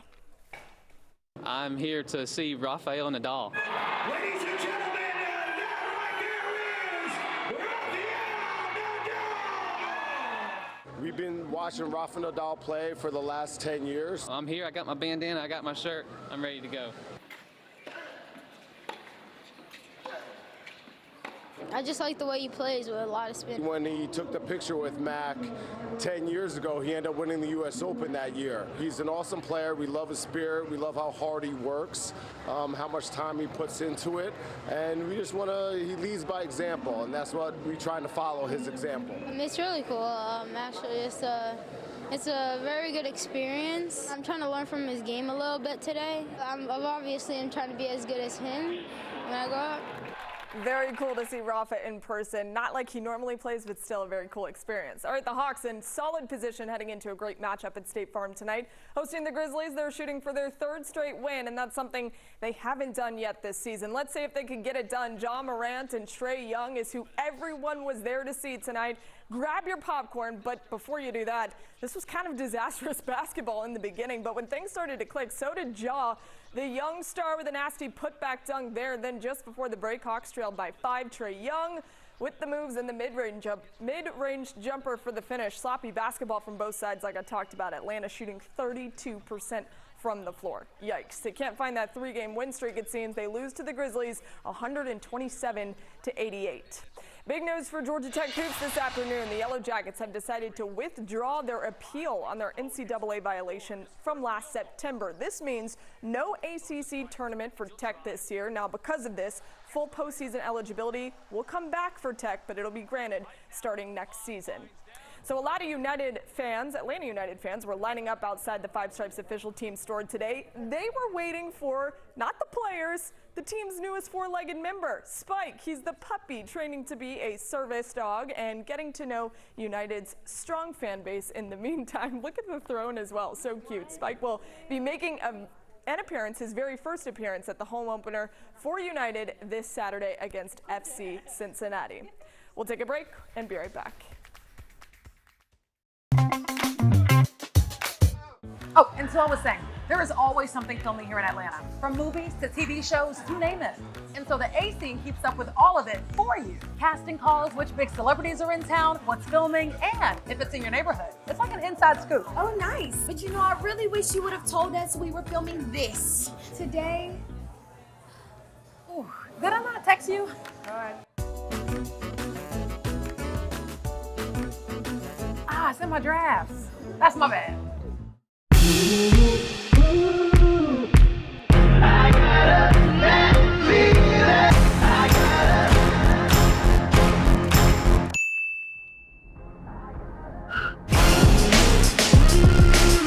So you slept in and you missed morning rush, huh? Well, here's what you missed. In my experience, good guys do finish last. I consider myself a nice guy. I've got the most beautiful woman in the world in my eyes. You're a nice guy too, Yeah. I'm saying in my experience, when growing up, good guys didn't finish last. Somebody broke his heart somewhere along the line. We're here every weekday morning, so come on, hang out with us. Morning Rush, weekdays, 5 to 7 a.m., only on 11 Alive. Televised newscasts not enough for you? Get even more at 11Alive's YouTube channel, where you'll find uncut interviews, extended body cam footage, live streams of Atlanta's biggest trials, and more. Subscribe to 11Alive today. You didn't get my text? The whole crew got together for coffee this morning. I'm learning the taste of water because I'm sugary. Okay, Right. about Well, reward would be slimming down. Okay, Yes, yeah, okay. a little water in my yes. cup. And beautiful skin. You know, even more beautiful skin, you know, when it's all hydrated and everything else. I'm not going to be able to sit next to you in a few months. Don't drink your morning coffee alone. Have it with us. Morning Rush, weekdays, 5 to 7 a.m. Only on 11Alive. Some mornings, what you want isn't what you have time for. And that's why there's the Rush Blog, the biggest news of the day in 5 minutes or less. Quick and convenient for all those hectic mornings. Catch the Rush Blog on the Morning Rush. Everybody has learned how to drive, so I'm going to go ahead and retire. It didn't last long. Crank up your morning rush with Crash Clark. Weekdays, 5 to 7 a.m. on 11Alive. Traffic brought to you by John Foy & Associates. Atlanta is filled with great photo spots. And of course, I would know because this is my hometown. I'm 11Alive's Francesca Amaker, and I'm about to show you my picks for the 3 best Instagram spots in Atlanta. The Outcast mural is one of Atlanta's newest hotspots. Created by the artist Jex, people flock from all over the world just to get a shot of these 2 hip-hop legends.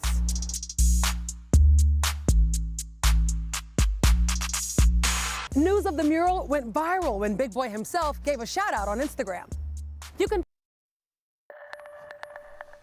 Look at those raindrops on this 7-day forecast. We have more rain coming in, some of that tonight. It'll be kind of scattered activity tonight.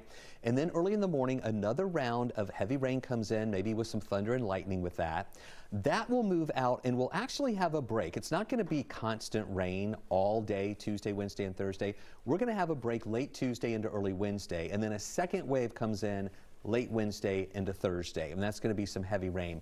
We cool off Thursday with highs near 56. That rain finally moves out late Thursday. We'll be drying out Friday, looking good for the weekend with highs in the 60s, and then the rain chance back to 30% on Monday. Will you be looking for the weekend? I'm not going to lie, I really like those 60s towards the end of the week. And 10s on the wazometer, too. Yeah, That's I love great. it. Hey, flip it over to Up Late right now at 11Alive for the latest on those 2 new coronavirus cases in Georgia. You can find it on the East Side Trail under Virginia Avenue. So let me know what you think. It doesn't have to be street art. Maybe your favorite spot is down the street from your home or a great view. Connect with me on Facebook and Instagram and share your favorite Instagram spots in Atlanta. And come hang out with me on Morning Rush, weekdays 5 to 7 a.m. on 11Alive. Televised newscasts not enough for you? Get even more at 11Alive's YouTube channel, where you'll find uncut interviews, extended body cam footage, live streams of Atlanta's biggest trials, and more. Subscribe to 11Alive today. I haven't seen you in a while. Where you been? It looks like fun. They are fun. And they're convenient. But they're being dumped everywhere. 5,000 scooters at one time active throughout the city. I enjoy them myself. They're fun. There's got to be some regulations. I just feel like we have to evolve with the times, though. They're not going anywhere. They shouldn't go anywhere. It's a new way of transporting. We have to evolve. I'm going to be looking for you next time, so use the hashtag and let us know you're hanging out with us. Morning Rush, weekdays 5 to 7 a.m. You see them all day, every day. Headlines, stats, and numbers, but without context, they're just clickbait. So let's add some perspective. The 3 most interesting numbers of the day, what they mean, and why they're important. News and numbers on Up Late. What's the best part about Your voice, it is never too loud or too much. Your voice has the power to tell it like it is. Bringing us together to act. Together, our voices grow.